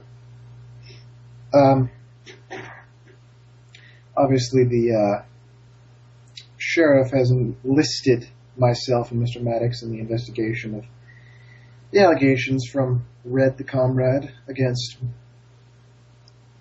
our more business-like individuals. But I don't think that simply bursting into his offices and demanding questions of him is the most tactile way to go about it. You, Miss Cole, I assume, have methods of gathering information that are unique to your own particular nature. Or not. Or not. Hello. Is Henry there? Henry? Yes, I'm sorry. I thought I had it unmuted, but never mind. You should know what they say of one who makes assumptions. Yes. Well, Well, like I always say, when in doubt, let your horse do the thinking. I say we get our hands dirty. How quaint. Yes, but getting our hands dirty usually results in angry individuals who, kill the horse that you're riding on. And Who are then angry. I don't think. All right. Of course, Mr. Maddox, you're free to do whatever you like as long as you don't personally entangle myself and Miss Cole in such an endeavor, as long as you make sure to announce yourself as purely on your own measures, kicking indoors. And you can, of course, absolutely disregard that comment, because for as long as you are under my care, what you say and do has an effect on my standing. Oh, so you should. Let the boy have a little fun.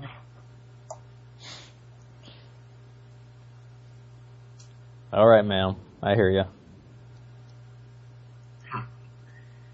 Well, then what do you suggest then? Gesturing to the lady. I suggest similar avenues. However, due to the nature of our current situational awareness, it would be best to go things by ear for the time being. I shall dig into what avenues I can, you dig into what avenues you can, and all the while we simply stand to the sides and let the chips fall until we can so act upon what knowledge we have gathered.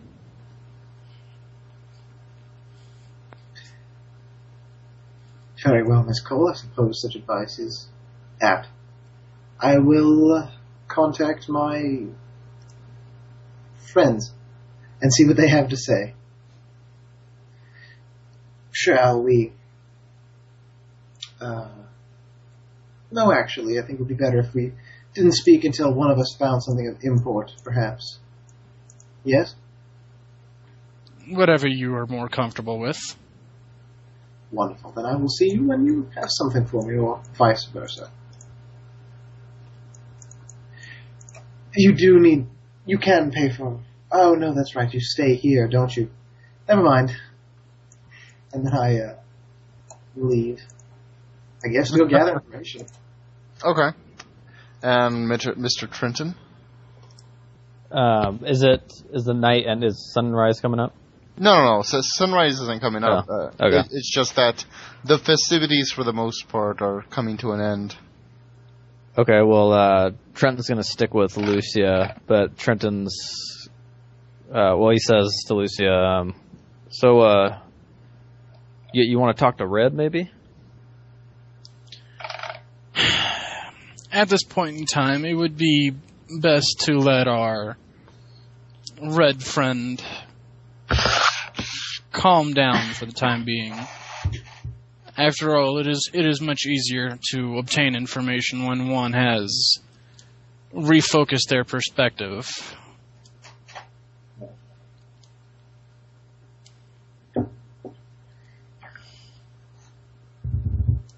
For now, let us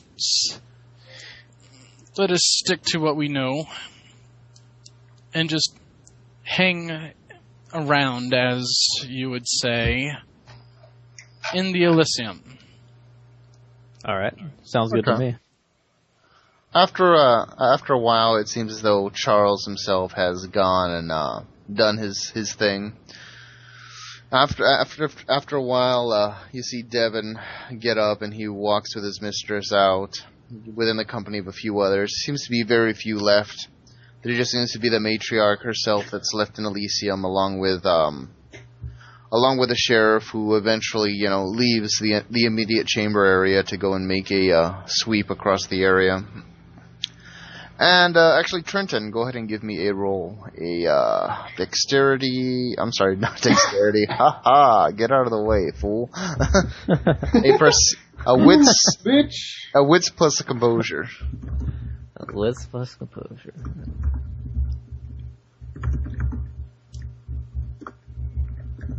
I should also point out for anybody listening, Dominic, or Trent, is the new guy to the group, so this is all new to him. Is that a perception roll? Yes, it is a perception roll. Wah wah. One success. Wait, do I have a clan weakness for that though? Perception. I do not have the book immediately open in front of me. I'm sorry. So for right now, we'll just play it by ear. It's like a -1 to wits or something, or maybe I'm confusing that with something else. Well, I don't think they get it in regards to perception, unless. Oh, that's right. You're right. That's right. Yeah, no. Yeah, I was gonna say unless somebody else wants to correct me on that. Like I said, I do not have the book immediately open in front of me. Oh yeah, Nope. that sounds good. Yeah, I got one success. You notice something odd off in the distance, out of the window, as the lightning flashes a bit. You see a bird goes and it lands on the seal. It seems to be a crow, jet black, all black. It pecks its beak against the glass. Oh, Trenton's gonna try to talk to this bird. Okay. Let me see. What is the roll? Wait, I don't think there's any roll for first level of animalism. Okay. Yeah, what is first level animalism? I gotta look. First level of animalism is feral whispers, I believe, which essentially means you can talk to the bird. Pretty much, if anybody is listening to you talking to the bird, it sounds like you're chirping or tweeting or whatever. But you can understand it perfectly well. It can understand you perfectly well. Okay, so I'm gonna spend the blood. All right, hold on, just a second. I'm getting to the disciplines. That's why I just pulled out the book. I was like, I better pull that out anyways. You better. Yeah, feral whispers. Actually, there is no cost for it. The only thing you need to roll is your manipulation plus your animal kin. Oh. I believe that's right. Okay. Wait, it says manipulation plus animal kin plus animalism. Plus animal, so the 1 dot in animalism. Yes. Okay.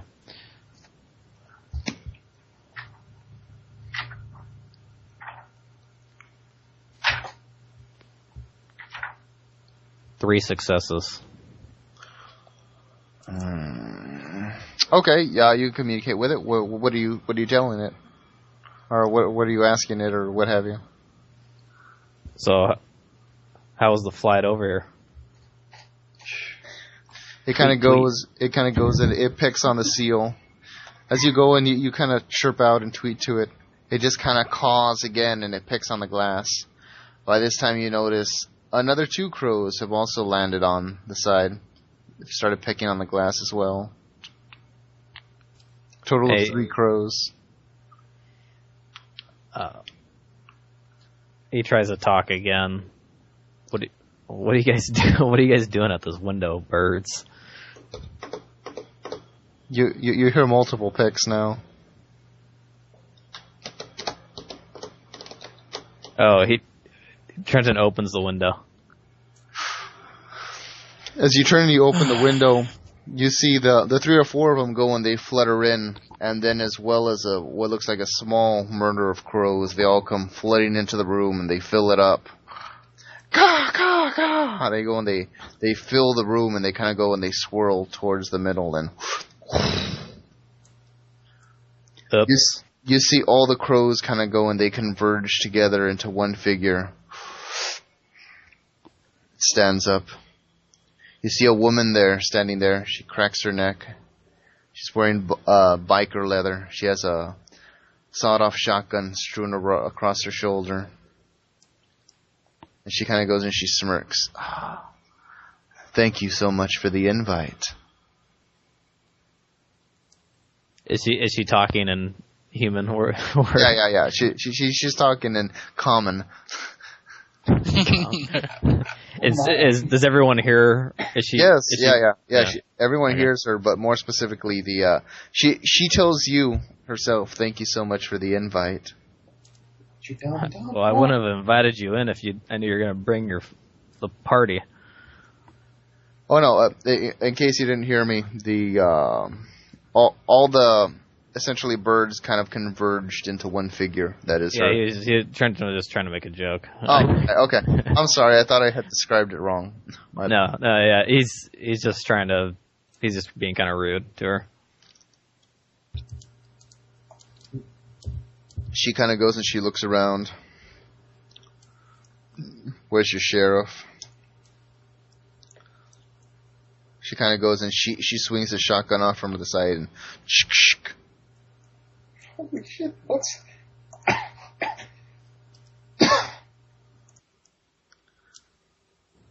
Oh. Boom! She lets a shot ring out into the air, instantly attracting the attention of all the guards in the area, as well as as well as the keeper of Elysium and everybody. They all gather around instantly, like they come flooding into the room. That's better. Now where is your sheriff? What is it that you want? You hear the priestess speak up. Your kind not welcome here, they are not. Oh, excuse me, I thought Elysium was open to everybody. See, they go and, the priestess kind of goes and hisses at her a bit. Welcome to all who observe law. Nomads are not welcome here. Well, maybe so, but this nomad brings a message for you and those you have enslaved. See this storm coming? Those are the people I speak for. Let me just tell you, they're pissed off at what you've been doing. It's a big no-no. She says with a light chuckle. And it's not me you have to worry about. It's them. I'm something of a warning shot. She smirks as she uncocks a shotgun and the shell goes flying out onto the room.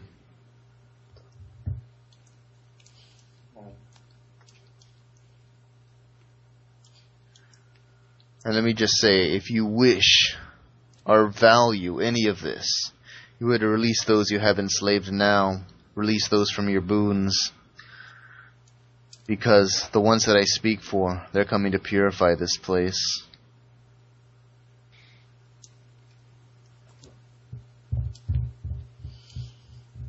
And nobody says nothing. Lucia is just calmly watching. Okay. She does kind of... I am curious if she does kind of know what particular nomads they are referring to. They are nomads. Does it pertain to anything to particular vampiric lore that she may have studied? Give me a intelligence plus occult, and you have your vampiric lore.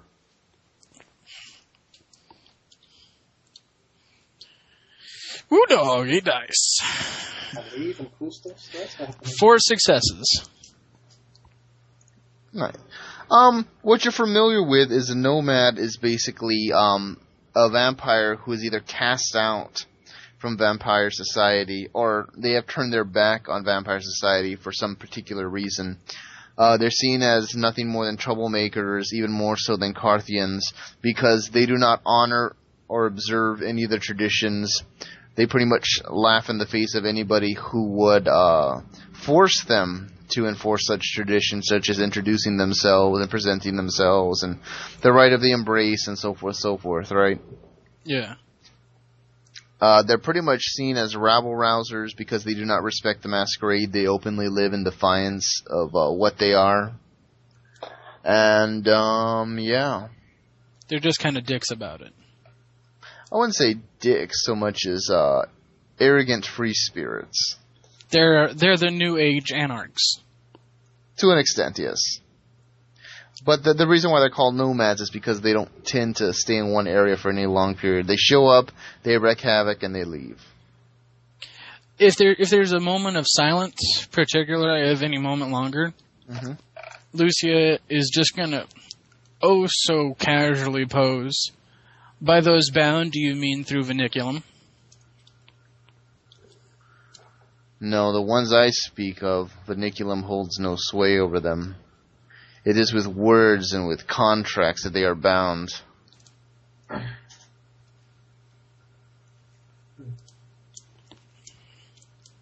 She says as she kind of goes and she smirks and she turns around. And by this time you hear Miss Graves speak up. She's like, "Well, don't just stand there, get her!" And she goes and she kind of shouts out to the guards, and they all go and they kind of go to rush over her. As they go and they rush over her, you know, they're boom, boom, boom, boom, boom. You know, they all go and they tackle her down easily. And then, you know, they go and they get her and they handcuff her and they start taking her away. And the whole time she just kind of looks over with a slight smirk.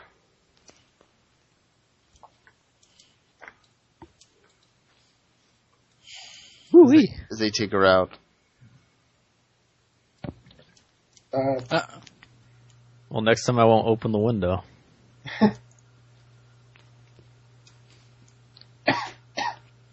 One of her first words was, "That is rather peculiar." What does she mean by contracts?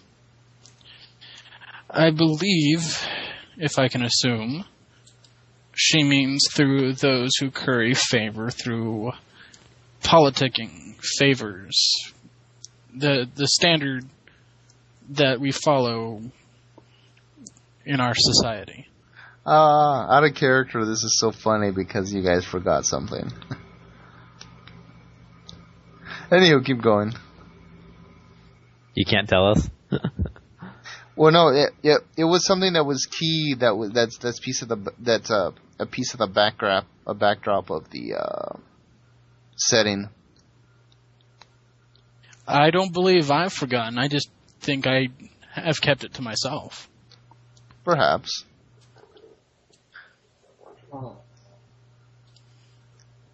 I think I might remember what you're talking about, too. Okay. Anywho, I don't think that Trenton would have any idea what's going on, though. Okay. There does seem to be a certain familiarness to her. You don't quite know what it is. Perhaps you've seen her before, perhaps in passing. Nomads do have a tendency to travel a lot. But something about her does seem very familiar to Trent. In terms, does he sense that she's a gangrel? It might be that, yes. It could be something else. You're free to make your assumptions as you wish. It's that same sensation of you meeting somebody that you've never met before, and then at the same time you also get that sensation that even though this is your first time meeting them, you're almost intimately familiar with them. Uh-oh. Trent says, "Oh, there's something about her. I feel like I know her." Then be wary. For in most cases, and as much as the cliche holds true, nothing is as it seems.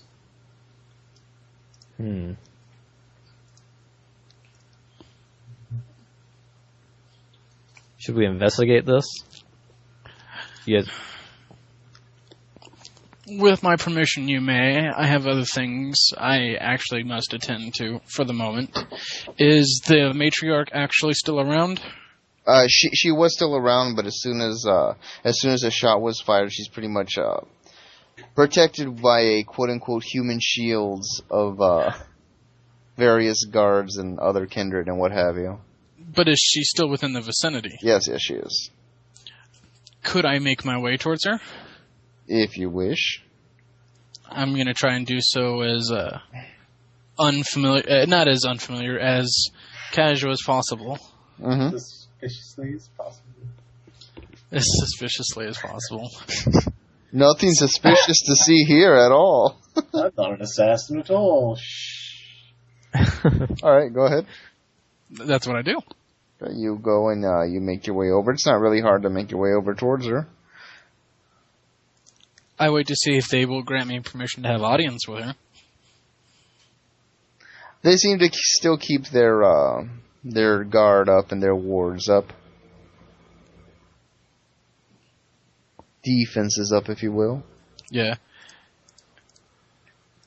I don't know which one to address if the sheriff isn't there particularly. I will just turn to the one who seems to be the most likely in charge and say, despite what may have just happened, I don't suppose I could be granted audience with Her Majesty, as it were. She goes and she speaks. She goes, I am here, child. You may speak.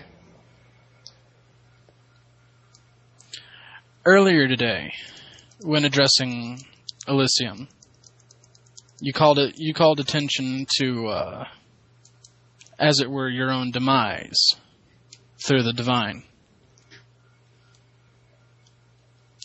I was hoping as though you could enlighten me, perhaps, on why your gaze saw fit to turn its direction towards me. She kind of goes and she smiles, and then she closes her eyes and she begins to speak. Can one claim to be intimately familiar with the wind? Can one claim to be intimately aware of the mysteries of our own world? She goes and she smiles again. No. Can one claim to be intimately familiar with the wind? Each weave and sway and gust completely different and separate from the rest.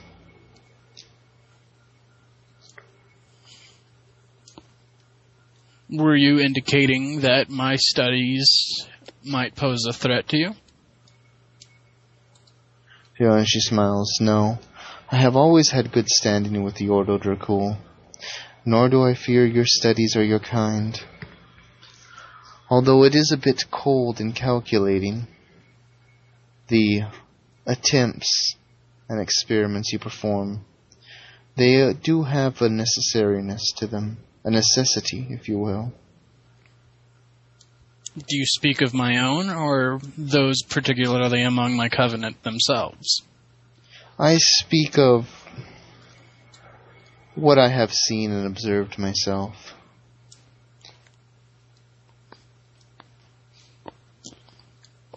I only ask out of concern for my own well-being, and that may be of a concern if there may perhaps arise impostors in our midst. Sometimes it is the enemy who is the real ally, and the ally who is the real enemy.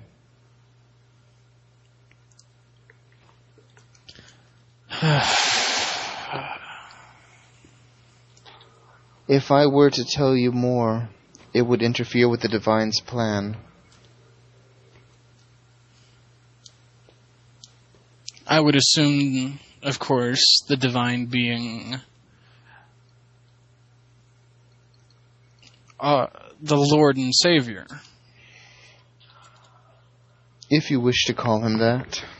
He is many things to many people. And I suppose it just depends on your relationship with him.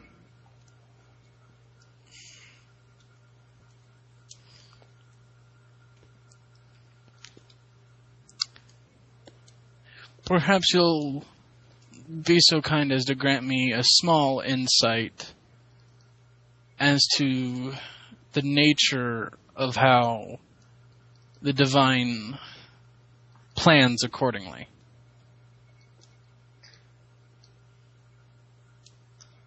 That would be difficult indeed, for you see, the visions I receive are just that, visions. I must interpret them the best I can, with the limited knowledge that he has given me.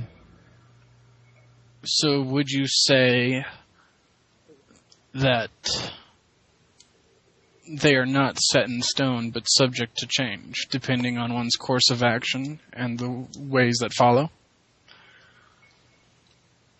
She kind of goes and she looked up, her eyes opening, a piercing crystal blue as she smiles. The only person who can answer that is the Divine himself.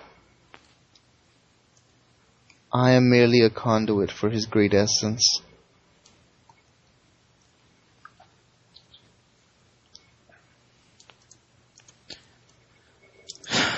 This has given me much to think on. She goes and she smiles and she nods to you.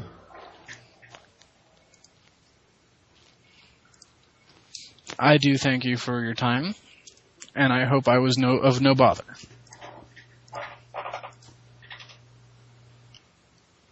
And with that, Lucia bows respectfully and turns to actually head towards her own private little area in Elysium. Alright. And Mr. Trenton? Trenton hurries up to follow behind Lucia and eagerly asks what they talked about. What'd you hear? What'd she say? For most common folk, nothing more than the guidance of the shepherd leading the flock. In other words, I got a whole bunch of answers and no information.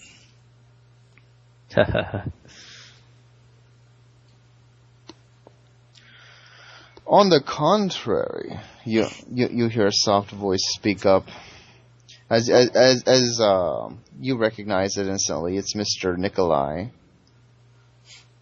He goes and he strolls over holding a cane that has a silver skull on it as he strokes the skull slowly.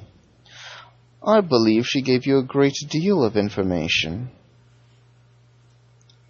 You said it yourself, a shepherd leading the flock. He goes and he smiles. Tell me, what is your perception of a shepherd? That would be like asking what's one's perception of a general over his troops. Exactly. What is your perception of this? He kind of goes and he puts his hands up in the air. Okay, let's re-examine this. Let's start with the Lankia Sanctums. Blah, blah, blah. Nix that, scratch that. I know why I said Lankia Sanctum. Let's start with the Lord's Prayer.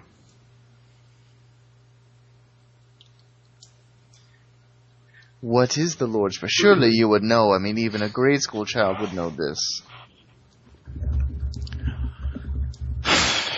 I would say it is sadly my regret that my prior life and the childhood that preceded that did not find its way too much into religious studies. Really? He kind of goes and he quirks. I am very impressed and in awe, and somewhat unsettled by that. And Trenton chimes in, and he starts reciting it. If he knows it.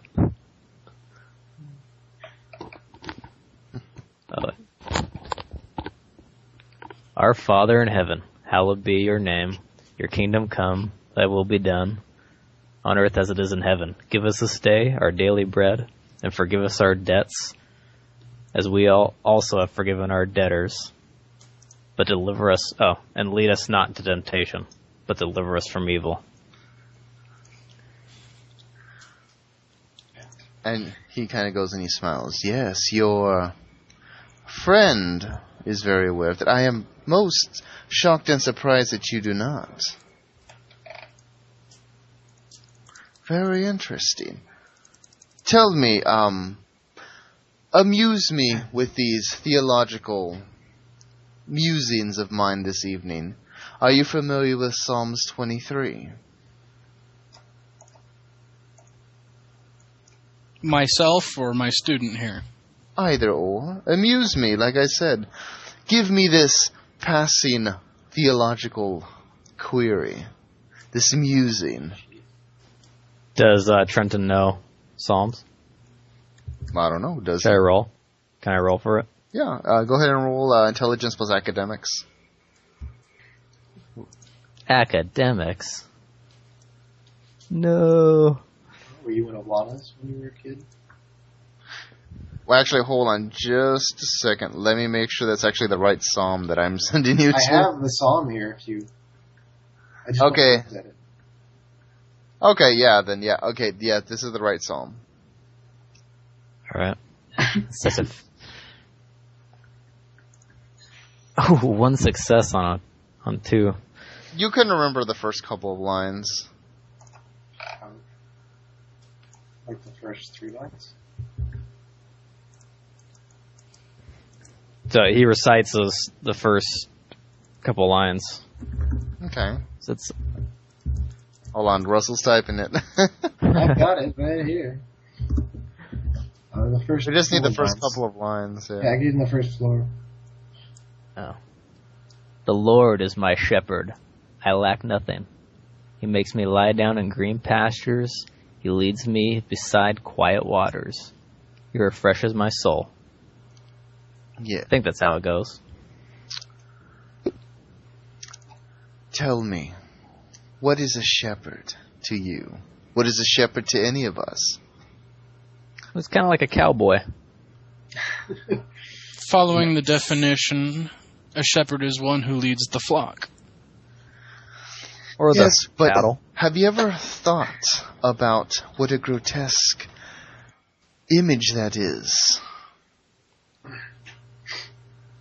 A shepherd certainly does not care for his flock, only so as long as they are alive, and alive as much to sustain him. And all things considered, a shepherd leads his flocks that way they may feed him, or at least feed those close to him. Yeah, we don't keep them as pets, that's for sure. Interesting, isn't it, that the matriarch herself would succumb to the will of something so divine. He says in an almost mocking tone. To which Shiva would respond, although you more refer to base. Perhaps.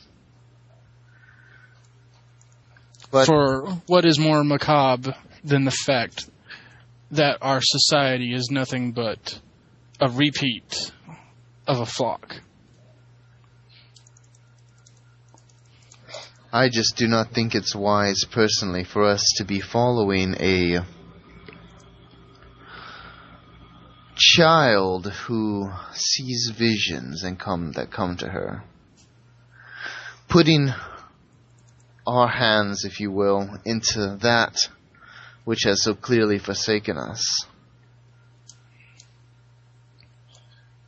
The matter of theology versus ideology is one that has carried its weight beyond even our unwaking lives. Perhaps, but in regards to our unwaking lives, something is about to be done to change that. Would you believe that you were the third person to insinuate such beliefs?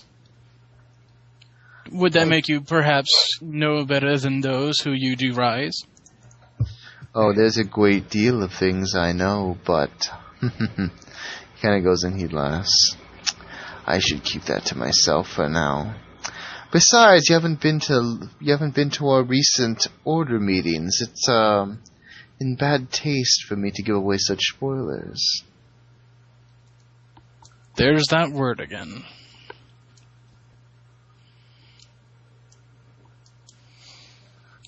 One would think, Nikolai, in all due respect, that to follow the teachings would be to start at the Ouroboros. Perhaps.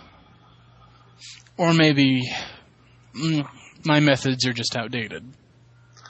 Well, if I do believe correctly when you joined the Order, that is the exact same reason that you gave for not siding with the Circle of the Crone. Perhaps it is you yourself that need to update, madam. He goes and he tips his hat. And turns to walk off.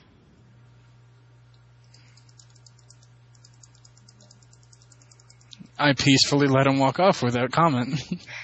throw a knife. I throw a rock at him. Assassin! Anywho. Well, God bless him. He's a bit of an asshole, but what you gonna do?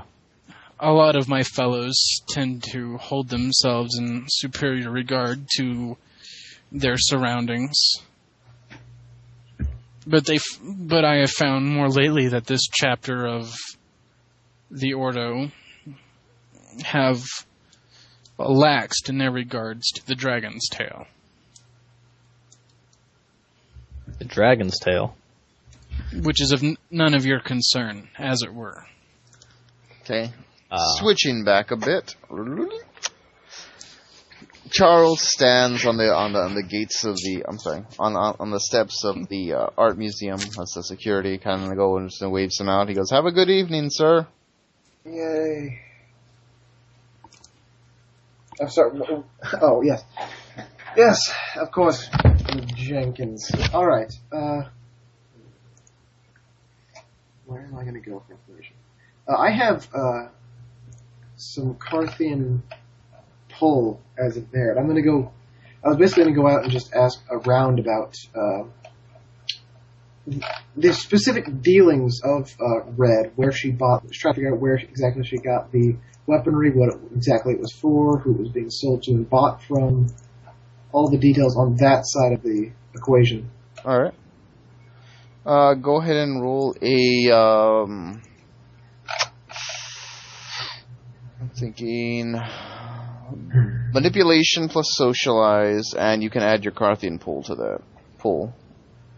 1, 2, 3, 4, 5, 6. Okay.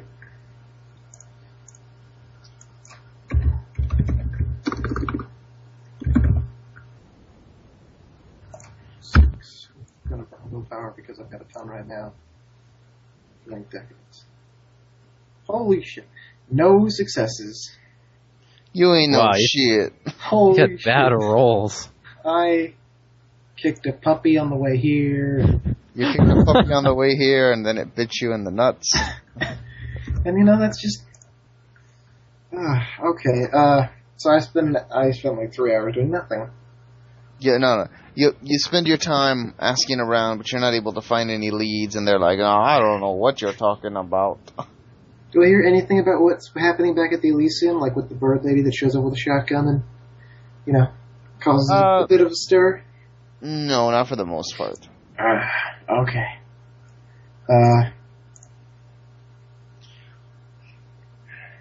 However, you would know, being a Carthian, where she hangs out. It's a local bar around the area. It's pretty much almost entirely run by Carthians or Carthian members. Do I know where Maxwell and his particular organization? Of course, abounds? he has the Maxwell Foundation. Of course, he has Maxwell Enterprises, which is his international affairs. And then, of course, he has, where's my notes? Those are the only ones I remembered off the top of my head.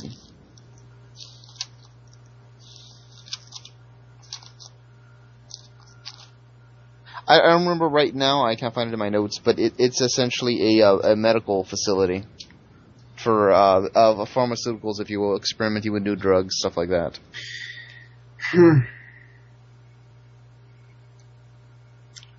I don't think I have a clear person to shoot at Maxwell's side of the business, because besides Maxwell himself, I doubt he'd just come down for a schmooze.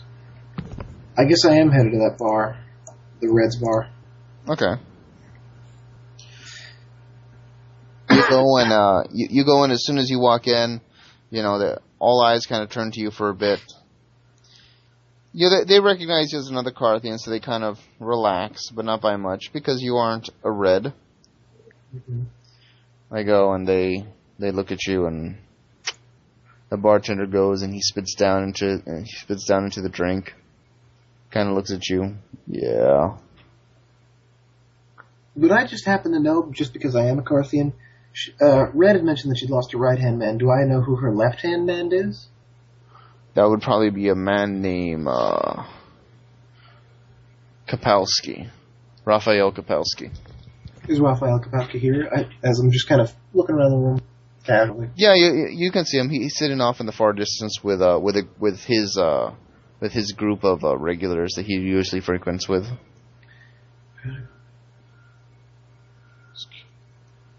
All right, I'm gonna order something foul, something wretched. Walk over to Kapowski, set the drink down, and then stand in front of him, wait for him to turn his attention fully to me. He goes and he looks and he turns to you. Something I can help you with? Kapowski, I heard a rumor. What is it that you did before you died? He goes and he smirks. Well, you really want to know? I was a college boy. More on the more radical side, the way I thought, the way I felt. Well, let's just say it got Red's attention. Who are the people you're sitting with? Sorry. I forgot. I need to take a count of who he's sitting with before I start. Oh, there's about 2 other Carthians that are there with him. Or you assume they're Carthians, just because of the fact that they also have the same red berets that Red Scarlet wears. Well then, Ralph. Do you call me if I call you Ralph? I say sitting down across from him. Yes, no, that's fine. Go ahead. That is mighty unfortunate. I kind of figured that you were your own man, that you had a bit of an independent streak. Especially since you're within the Carthians. I mean, that's what we're all about, right? He goes and he gives a light shrug and he leans back. Everyone has to find themselves eventually. No one is ever born free, despite what you might have heard. You have to realize that you have to want that freedom. All right. I'm basically just going to small talk him until his other people around me stop being quite so paranoid. And as soon as they drop their guard, I'm going to try to actually start using what is the word? It's the more subtle compel. It's in the domination tree, actually. I'm just not sure what it's called. But I'm going to take a little while, just talk about nothing, trying to dissuade them. Okay. Alright, go ahead and roll a presence plus socialize, just to kind of shoot the shit, if you will. Russell, you're basically trying to use your Cassie, aren't you? My what? Your Cassie. My Cassie? It's flying over my head, I'm sorry. You should know, you played friggin' Deus Ex. Oh, yes. Yes, I am. I'm sorry, what was the roll, John? Presence plus socialize. 1, 2. Okay.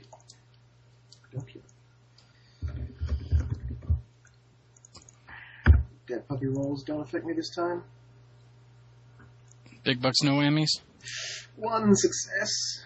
Ooh, yeah. Oh, yeah. You manage to tell a joke or two that gets them to chuckle, and they seem to loosen up a bit, but they're still on guard. Alright. On guard, you heathen dog. Aha! I am not left-handed. After a bit of that, I'm going to just turn to Ralph, and then start to weave the dominant and just kind of be like, yeah, sorry about the lame jokes. It's just, I'm kind of been off my game. It's, it's really not fair how the elders treat us Carthians. Just because we have some new ideas they didn't think of, they think they can get ahead of us. They think they can boss us around. They have me wandering around trying to get me to look into their side of things. Trying to figure out what's wrong with what Maxwell did for them. Red, she asked me too, but she did it nicely. She asked me politely. She gave me some information, but the elders they just threw it in my face and were all about go do this, go do that, and it's just a hassle. I really wish I could just find out exactly where those guns were going and who bought them and who sold them, so that I could figure it out quickly and get them off my back, or maybe just give the information to Red. Yeah, you and me both. He kind of goes and he says... He kind of goes and he leans back in his chair, rocking a bit. You and me both, son. So the compel didn't take? No, it didn't affect him. I didn't feel any.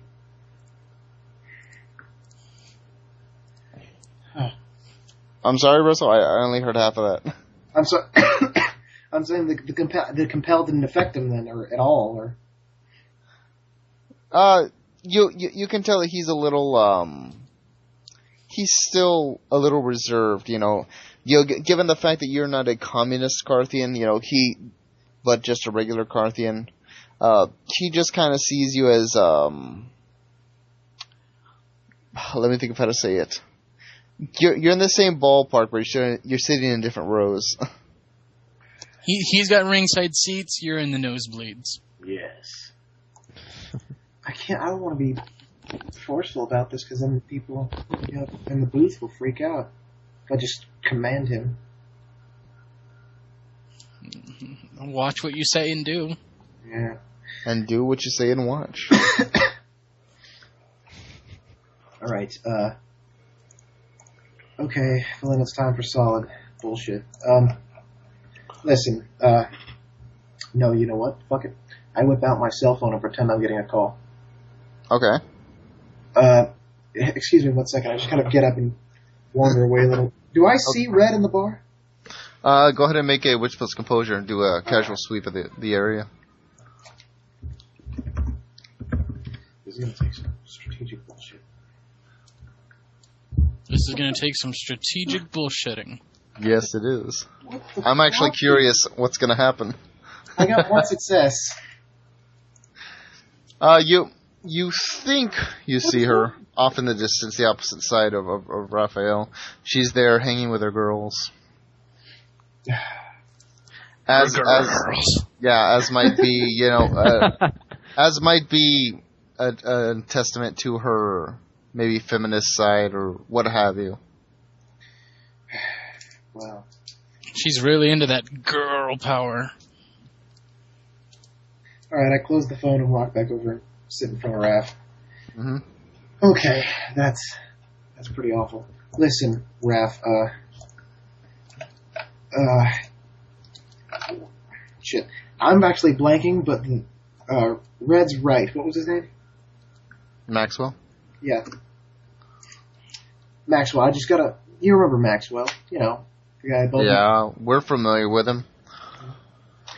I just got a bit of startling information about his actual location. I don't want to... I figured it's really not my place to deal with things like that. He's more one of your boys than mine. I'll just give you the location. You go pick him up. Maybe bring some of your friends along. Gesture. Or, I guess you could do it yourself. You seem pretty tough. He kind of goes in and he quirks. Wait a minute. Wait. Out of character, were you asking for the name of Maxwell or the name of the guy that... No, not Maxwell. The right-hand man that she suspects got murdered. Oh, okay. Fuck. I gotta go back to my notes. Does anybody remember off the top of their head? I gotta look through a bunch of notes. I think his name started with an R or a C. Oregano it is. No. Neither. We'll call him Richardson for now. Richardson, just because I can't... That's the only bad thing with me taking a bunch of fucking notes. I just got word that Richardson just got found bloodied all the hell, pretty much almost left to dead, kind of roped up on the docks waiting for the sunrise. Looks like it was evidence of Maxwell's boys. Should be clear for just you to go down, check it out, grab them up. It's probably safe to maybe take the boys, but you look like a tough guy. You can probably go alone. Make sure. He kind of goes and he scratches his chin. He's like, all right. He goes and he gets up and he taps the guys on the shoulder. He goes, come on, let's go pick him up. Let's go see if he's still, well, not breathing, but you know what I mean. Come on, let's go. Says he kind of goes and he kind of walks off. They go and they swagger out and they start up a car. All right, then I head over to Red. Okay. Complete with car noise. Yes, a strong car. Jalopy. Wow. Okay, head over to Red. Mm-hmm. She goes and she looks up at you from her drink. She's like, "Hey, Chuck, what's up, Chuck?" Chuck. Yeah, I smile. Like that name. I don't want to alarm you, Red, but I was just talking to your buddy Raph. Had a bit of a misconception. Are you sure he's on the up and up? I'm sorry, I didn't hear you, Russell. Okay. I just had a conversation with your buddy Raph. He seemed pretty shifty. Are you sure he's on the up and up? I mean, he just bolted out of here when I started talking to him about Maxwell. Well, I don't know. I mean, I've known him as long as I've been in Brace, so I can only assume and hope that he hasn't sold out on me. Well, do you know where he's going? Well, no, but I mean, I'm not exactly his keeper. He's free to do whatever he wants, just as I am. Your business, not mine. But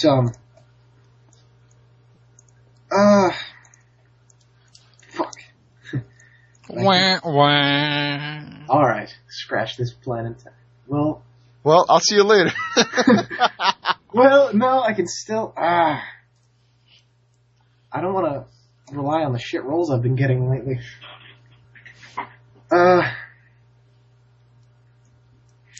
No, That's why you should always bet on black. I should always bet on black.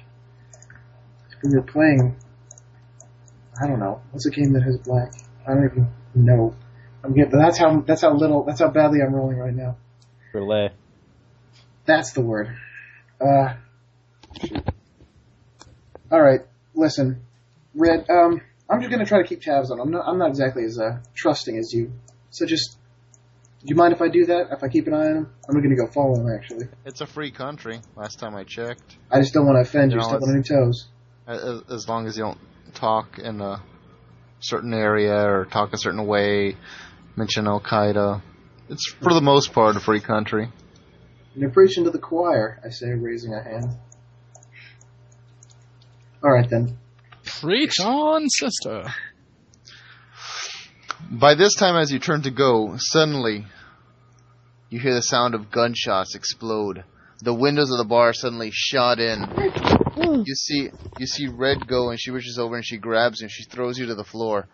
Boom, boom, boom, boom, boom, boom, boom, boom, boom. Now, this doesn't sound like a machine gun of any sort or any stretch of the imagination. It sounds more like a semi-automatic assault shotgun that's being shot off. A riot shotgun. Yes, a riot shotgun, as it were. And as it's shot into the actual windows, it actually takes off chunks of the wall as well. And from the very corner of your eye, you look up, as you hear the sound of a car driving off, and you see what looks like a black van with a silver Ankh painted on the side of it. How quickly is it moving? Oh, you can tell in layman's terms, it just did a drive-by to this location.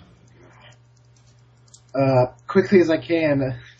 Is there a vehicle I can chase that? I scream at Red. She goes and she gets up. She's like, "My car, it's out back." Keys. She goes and she reaches into her pocket and she throws you the keys. And then I burn celerity to get there hella fast. Okay. You go ahead and you get in. Then you die. Start her up. Then it explodes. No, you get in. You start it up. It's an old Volkswagen. Oh. I'm definitely going to catch him.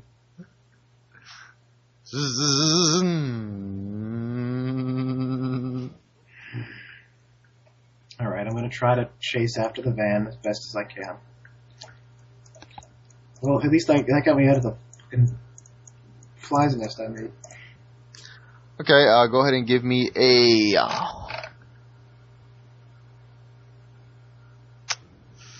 Dexterity plus drive. Wait, is drive on this character sheet? Hold on, it is. Check. Okay. Yeah. Okay, yeah, dexterity plus drive. Alright, I'll be rolling one. You kind of weave and swerve in and out of traffic to keep up with them. Does the celerity help with that at all? Not with the actual act of driving itself, no. Okay. Maybe it'll get like 50 tenths in a row. One success. You managed to keep up with them. There are a few cars ahead of you, but by this time they've gotten onto the expressway. And you follow him onto the expressway. The car starts to sputter a bit, but you push it onwards as it keeps going. Once I realize I'm not going to catch up to him, I'm going to slow down and head back to the Elysium. I'm not going to catch these guys, especially not in this bucket. Okay. But I put the ink. You put the what? Are we getting dropped? Hello? Hello? Yeah, that was weird. We got like a dropout. Oh, excuse me. You still there, right. Dominic? Oh yeah. Okay. All right, just making sure everybody's still there. Anywho, what were you saying? You were saying you make a note of what? I put the ink to memory and then head back to the Elysium. Just Okay. the image of it, maybe the suit. I probably couldn't grab the serial number of the freaking van. Okay, you go and you make your way back, and just as you make your way back, what is Lucia and Trenton doing? Well, Lucia is in her private chambers, which Trent is nowhere allowed near. For serious, if he followed her all the way to her private chambers, she'd stop at the door, open it, step inside once, turn around and say, "I'll talk to you later," and then close it. Bat him on the face with a newspaper. But Trent's at the window. There's no window. It's raining outside. All by myself. Trenton went back to his sister's apartment. Okay. Well, what Lucia particularly is doing is the moment she has some private time is bring up her phone and contact her underworld contact. Okay. Go ahead and roll a presence plus socialize plus your contact. Presence plus socialize. Mm-hmm. Plus your contact rating. Contact is 2. I don't have a socialize merit or a dot in it, so that's a negative one there. Yeah. So because remember, if you want to keep contacts, you have to at least be a little friendly with them. Yeah. Well, he mostly contacts her because she's a good business venture. Anyway, so yeah, that's 3 dice.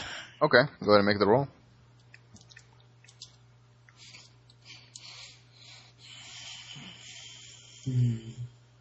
One success.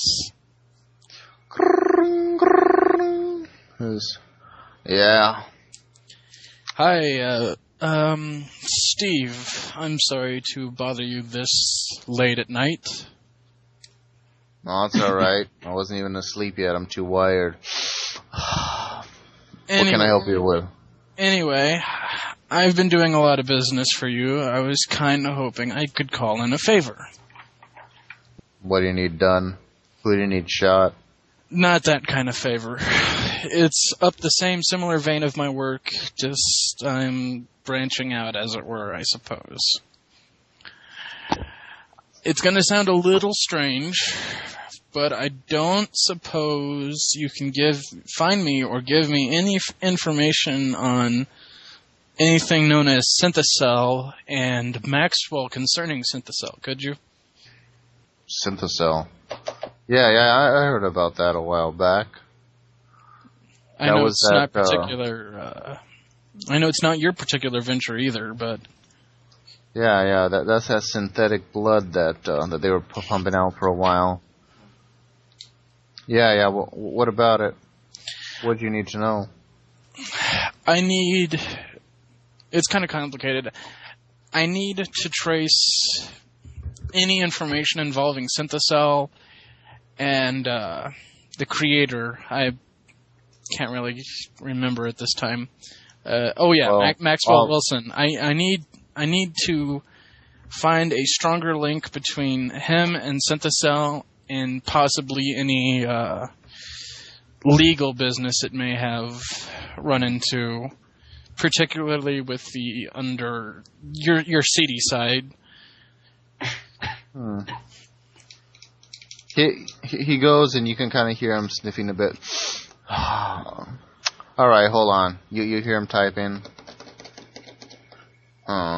only one name really comes up repetitively when I doing a little research on synthesis cell here, and that's Kenneth Bryce. Kenneth Bryce seems to be the only name that comes up repetitively. In fact, he's still the major investor and still produces it, and according with Maxwell's pharmaceutical company. All right. That's good. Is there anything more you can tell me about this Kenneth? Not more that I can tell you about Kenneth, but I gotta show you these files. He goes and he starts sending you these files, emailing them there to you. And out of character, I will actually have those files made up for you next game. All right. Will I have the gist of them right now?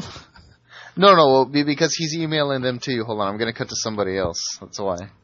Oh, okay. Meanwhile, in Trenton's place. But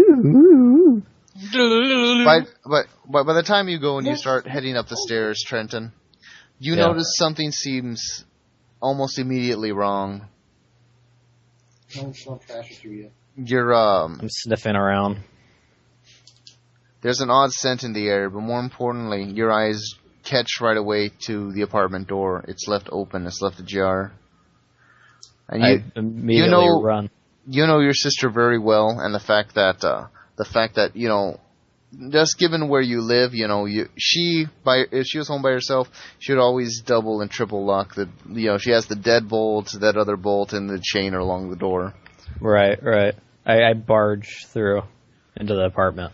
You barge through, and it looks as though the place is a mess. The couch has been turned over. The cupboards have been opened. Everything's been strewn out. You know, you look about a bit at the right. It looks as though all of her clothing was taken out and thrown out all over the place. You know, it looks like somebody intentionally came here and did this. Obviously. I should have got another dot in Haven security. Trenton's. He doesn't say that. Trenton starts panicking and runs for Rebecca's bedroom. Okay. As you go and you open the door to her bedroom, you kind of go. Wait. Yes. Wait, can I say one thing? Yeah. He grabs a knife from the kitchen. Okay. You go and you pick up a knife and you grab it from the kitchen, and you go and you look back and you can tell that you know, just by looking around, it looks as though the bed itself has been shredded open. She's not there at all. You know, it looks as though something terrible, really terrible happened here. Is there blood?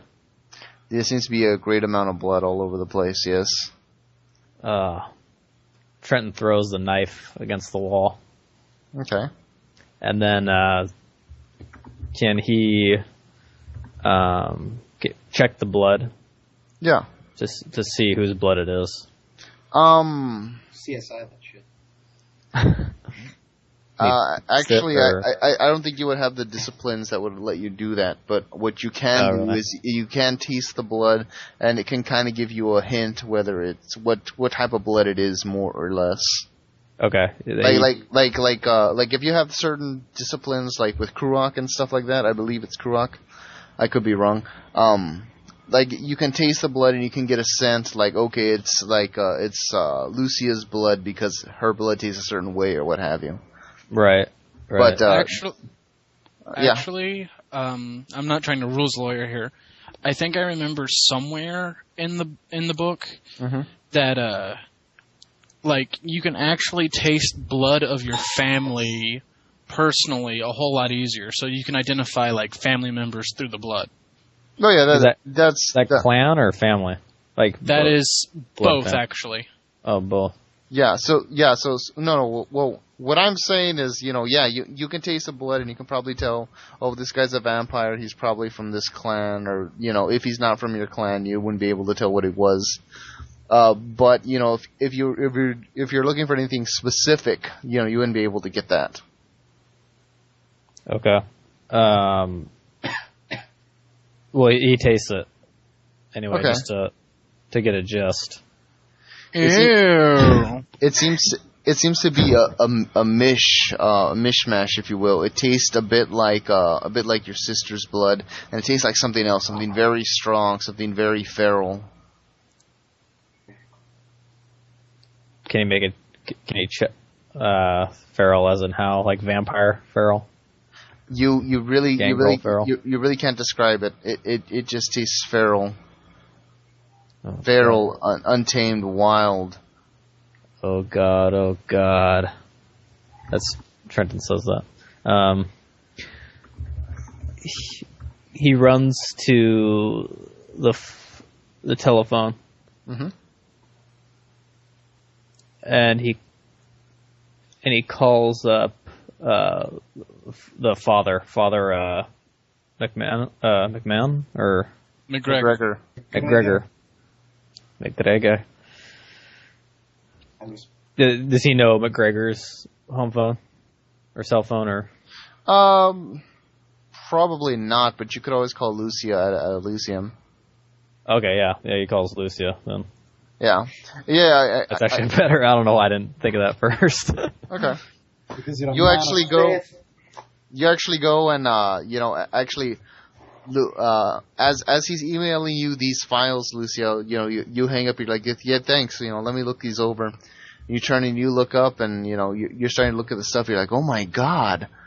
And then all of a sudden you get a phone call from Mr. Trent.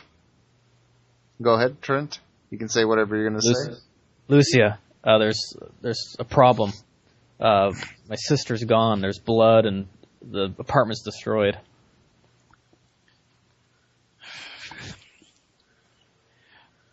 All right.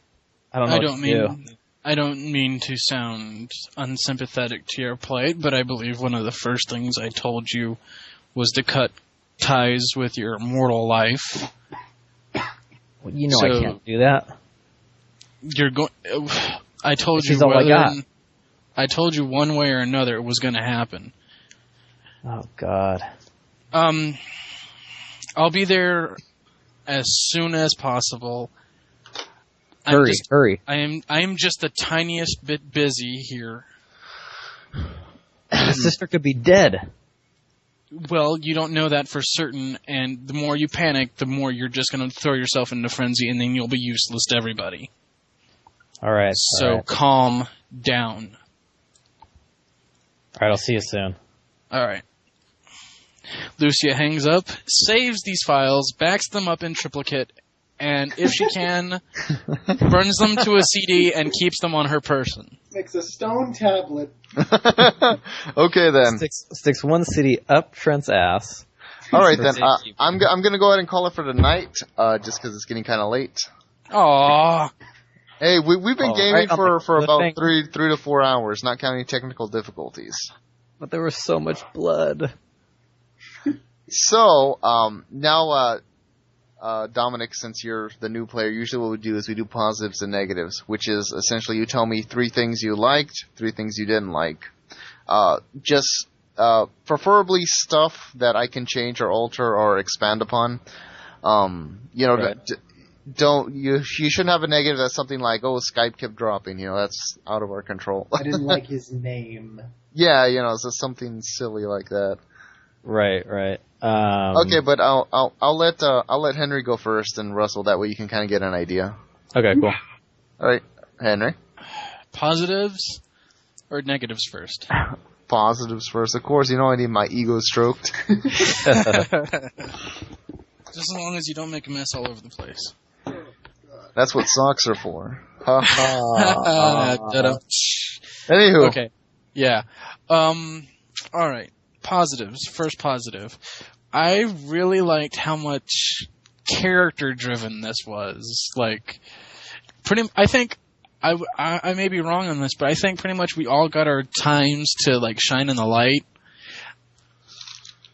as it were. So it wasn't too focused on one of us. If one of us got busy doing something, you'd focus on someone else, or that was really cool. I mean, we really got to really dig in deep there for each of us.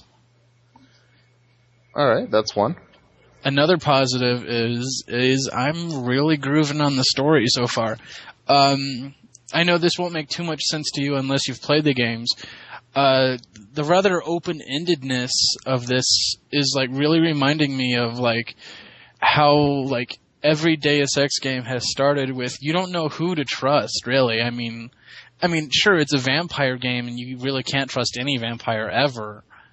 But I mean, like, I can already point at like 3 people who are probably going to bring about like this supposed darkness, but there's ample evidence to go for all of them. So I don't know who is going to start it, as it were, or they may all start it.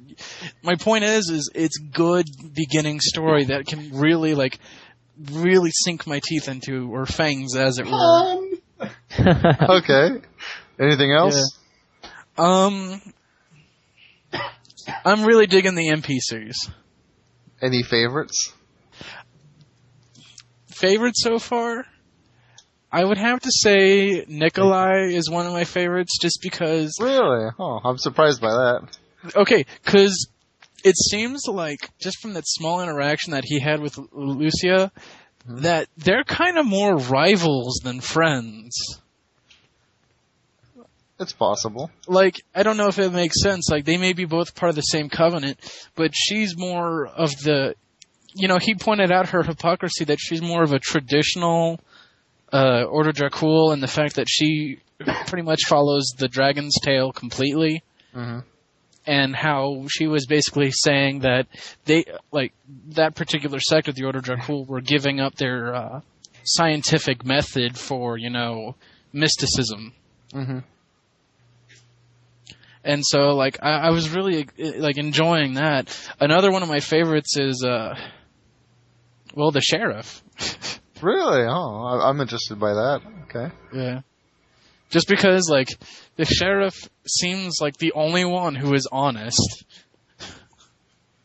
Well, the way I like to see her is she was embraced because she was, like, essentially the last good cop. And it's like, hey, you know what? We need somebody like that who's uncorruptible, like in the literal sense, like somebody who's going to do their job. Even though that may come back to bite them in the ass. Yeah, exactly. but she's, when she was immortal, she was exactly that, that type of cop. Keep them biting. Yeah, so those are my 2 favorites. All right, Russell. Goods. Yes, goods. The best way I think I can condense all my goods into one solid thing is that... a bit louder if you can, Russell. Oh, excuse me. Throat is giving out a little. The best way I feel like I can condense all of my goods into a solid kind of idea is that the game feels sticky, if that makes sense, in a good way. It feels like nothing is kind of like how Henry said.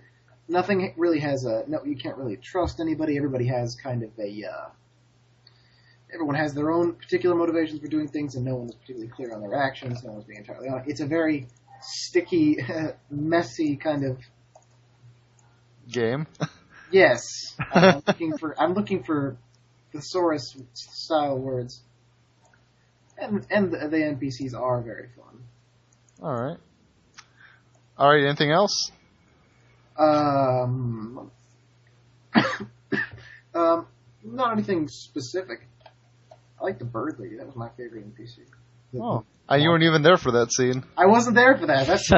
I was actually real surprised when you left without them. I was like, okay. I didn't know stuff was gonna happen. Stuff will always happen. It's a John game. Ha. It's so much stuff to say.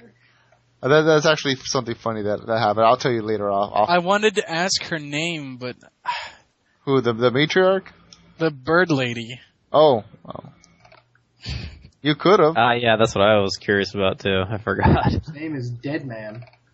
No, she's not dead. Actually, that's what I was going to have... she is taken into custody. Difference. Anywho. I was going to have Trent follow up with the guards to get information about her. That's why I was going to the apartment to grab some sort of defense interrogation mechanism. here. Yeah. All Or right. just something. You know, that, All right. I guess I'll go on with Dominic next. Dominic, if you want to go ahead and give me some positives. yeah, first I just really like the use of Elysium. Part of it, I was curious to see how Vampire would really play out, just the game itself with the social aspect. Because I just imagine my head would be hard to run that, but I thought it was done really well. Thank you. Elysium felt like it was. I felt like we're actually in a space, and especially with the. I really like the blood dolls with the bondage. As you can tell, because I had Trent devour one, but well, you didn't drink her dry; you just took a sip. No. Yeah. But I also liked. I thought there was really balanced time spent with each of the characters. I thought you did a good job doing, interacting with all three of us. I tried to, yeah. Yeah, that was actually a lot harder than I thought it would be, especially because you have Russell, who's kind of like going off on his own because that's how his character is, and right. And then I got you guys are sticking together for the most part, only because you have that teacher student relationship, and that kind of helps out. But I was like, fuck, right. Okay, I got to think about how I can bring Russell back in. Yeah, I mean, it was interesting too, because I thought that I was like, we're breaking up, but then it actually got pretty interesting. I was, the bar, the shootout scene in the bar. I was like, oh wow, yeah. Well, just all else, back trying to. You see, the important thing you need to know about my games is everything happens for a reason. Even if you don't understand what that reason is right away, it'll eventually come into light. Right. Yeah, it worked out really well, I thought. I just really like the plot hooks. Which goes to one of my negatives, which is I think you killed my sister. But other than that, no, we'll get to the negatives when we get to the negatives. Yeah. I just want to say, Celestia has a good plot. What's Celestia? Send her to the moon. Oh, Celestia is the open good guy, secret bad guy of My Little Pony. Okay. Anywho, anything else in regards to positives? Well, positives also kind of goes just to the game in general. I think the chemistry between the characters is really interesting. I didn't imagine it work. I mean, there's kind of no way to imagine exactly how it would work out, but it's just kind of funny. I'm pleased with each of the three characters and how they interact, and there's kind of. So I trust for your first vampire game, it was a good impression. Yes, very good. Okay then. Okay, now we'll move on to negatives, starting with Henry. I actually don't have three negatives because this is the second vampire game I've ever played in my life. So that right there was a huge bonus for me, was to be playing a vampire game again. I'm glad we convinced you to. Vampire. Anyway, keep going. He loves it. Well, I love it, but the thing is, vampire is too easy for me. It's like there's no challenge like over the initial I got to keep the group together mentality. If all that right, makes let's any play sense. printers. Huh? We will all be printers. That will be the next game. Well, actually, the next game I'm thinking about doing is a homebrew game, and I'll show you guys what gave me the idea for it in a minute. I thought the next game was going to be one of my games. Well, no, if you want to run something, I'm fine with that. But no, what I'm saying, like, the next game I'll probably run, I got an idea for it, but that's off mic. Anywho, keep going. But do I have any real negatives? Okay, I'm trying to figure out how to phrase this without sounding really stupid. It wasn't long enough. Yeah, I know. That's basically what I just want to say is it wasn't long enough. But that's not a real negative. Shut up, you fool. Well, negative. in my defense, I got off work And as soon as I got off work, I got ready for game. I took like a 30-minute nap, and then I woke up and I hopped online, and I was like, "Oh crap, everybody's here." So I was actually sleeping myself when you were calling. oh, I'm sorry. Anywho, I needed to get up. I had just hopped online. Like the very moment I hopped online and you called, I was like, "Damn, they were waiting for me."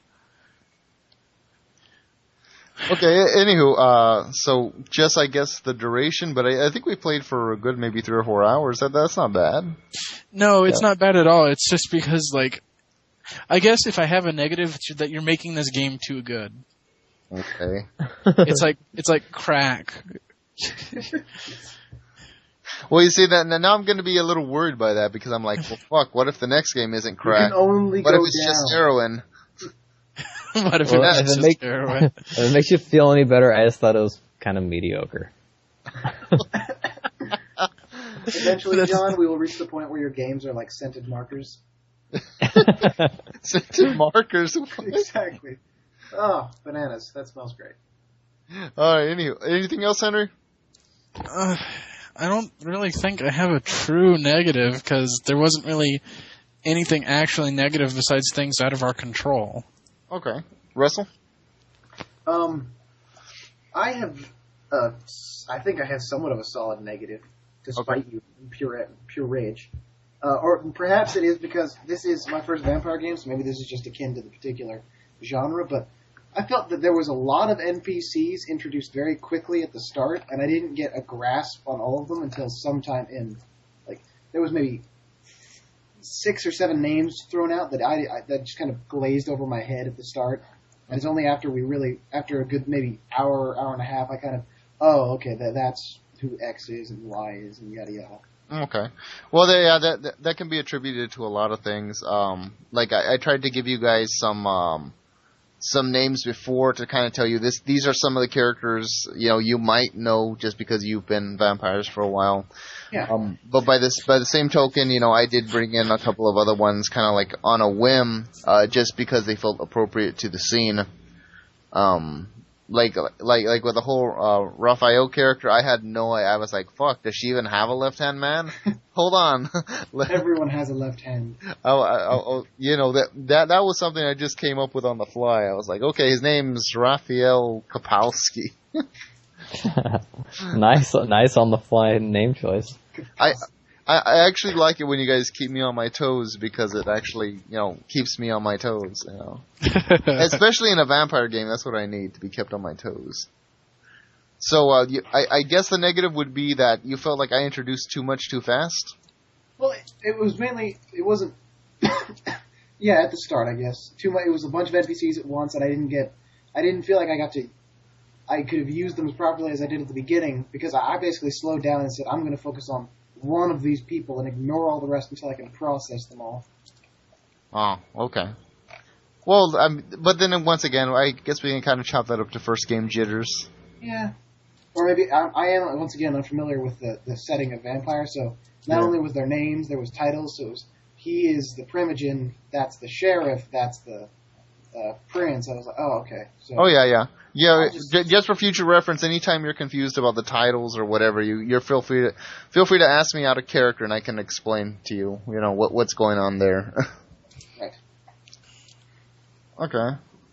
So too many NPCs. Well, no, not too many NPCs. NPCs introduced too quickly. They can all be there. They just can't all show up at the door at once. Well, I don't think they showed up all at the door at once. They arrived at good intervals. Okay, anywho, anything else, Russell? No, that's it for bads. Okay. Dominic? Like I said, you killed my sister. Maybe. I can assure you as... No, don't assure me anything. Don't let me actually know. Maimed your sister. Actually, I like being in the dark a little bit, so... Okay. Well, then don't put it as a negative, then. No, it's not. What I'm getting at is that there really wasn't anything. Any of the negatives I had for the game at all were probably just limitations with my first game. Like I was trying to figure out, well, how does this work? And then I liked the fact that there's a bunch of NPCs to work with. but at the same time, I was kind of like, oh wait, how do I do this? Like I guess that, for instance, that first interaction with McGregor, I was like, oh wait, how does the social aspect work of vampire? But I thought it was great because it just kind of threw me in and had figure out how to deal with how to play a vampire game. So I thought that was cool. Yeah, usually what I do when I make NPCs, especially for a vampire game, I have one guy that's overly social. I have another guy that's overly kind of reclusive, and yeah, I have a few other templates that I throw in there. But I have the overly social guy that will kind of go out there and get your attention if I feel that you're not doing anything, and that's kind of what I use Father McGregor for, at least at this interval. Right. Yeah, and I guess he's actually probably just because of your accent. He's like my favorite NPC. Really? Because I think I did a pretty bad job with his accent. In all honesty, I think I did a bad job with his accent. You didn't eat enough haggis? I mean, yeah. It's refreshing to have an Irish accent come out of nowhere, though. But yeah, no, I thought, it was cool. Well, really no negatives, though. All right, well, that's good then. I'm glad to hear that. Hope everybody enjoyed the game.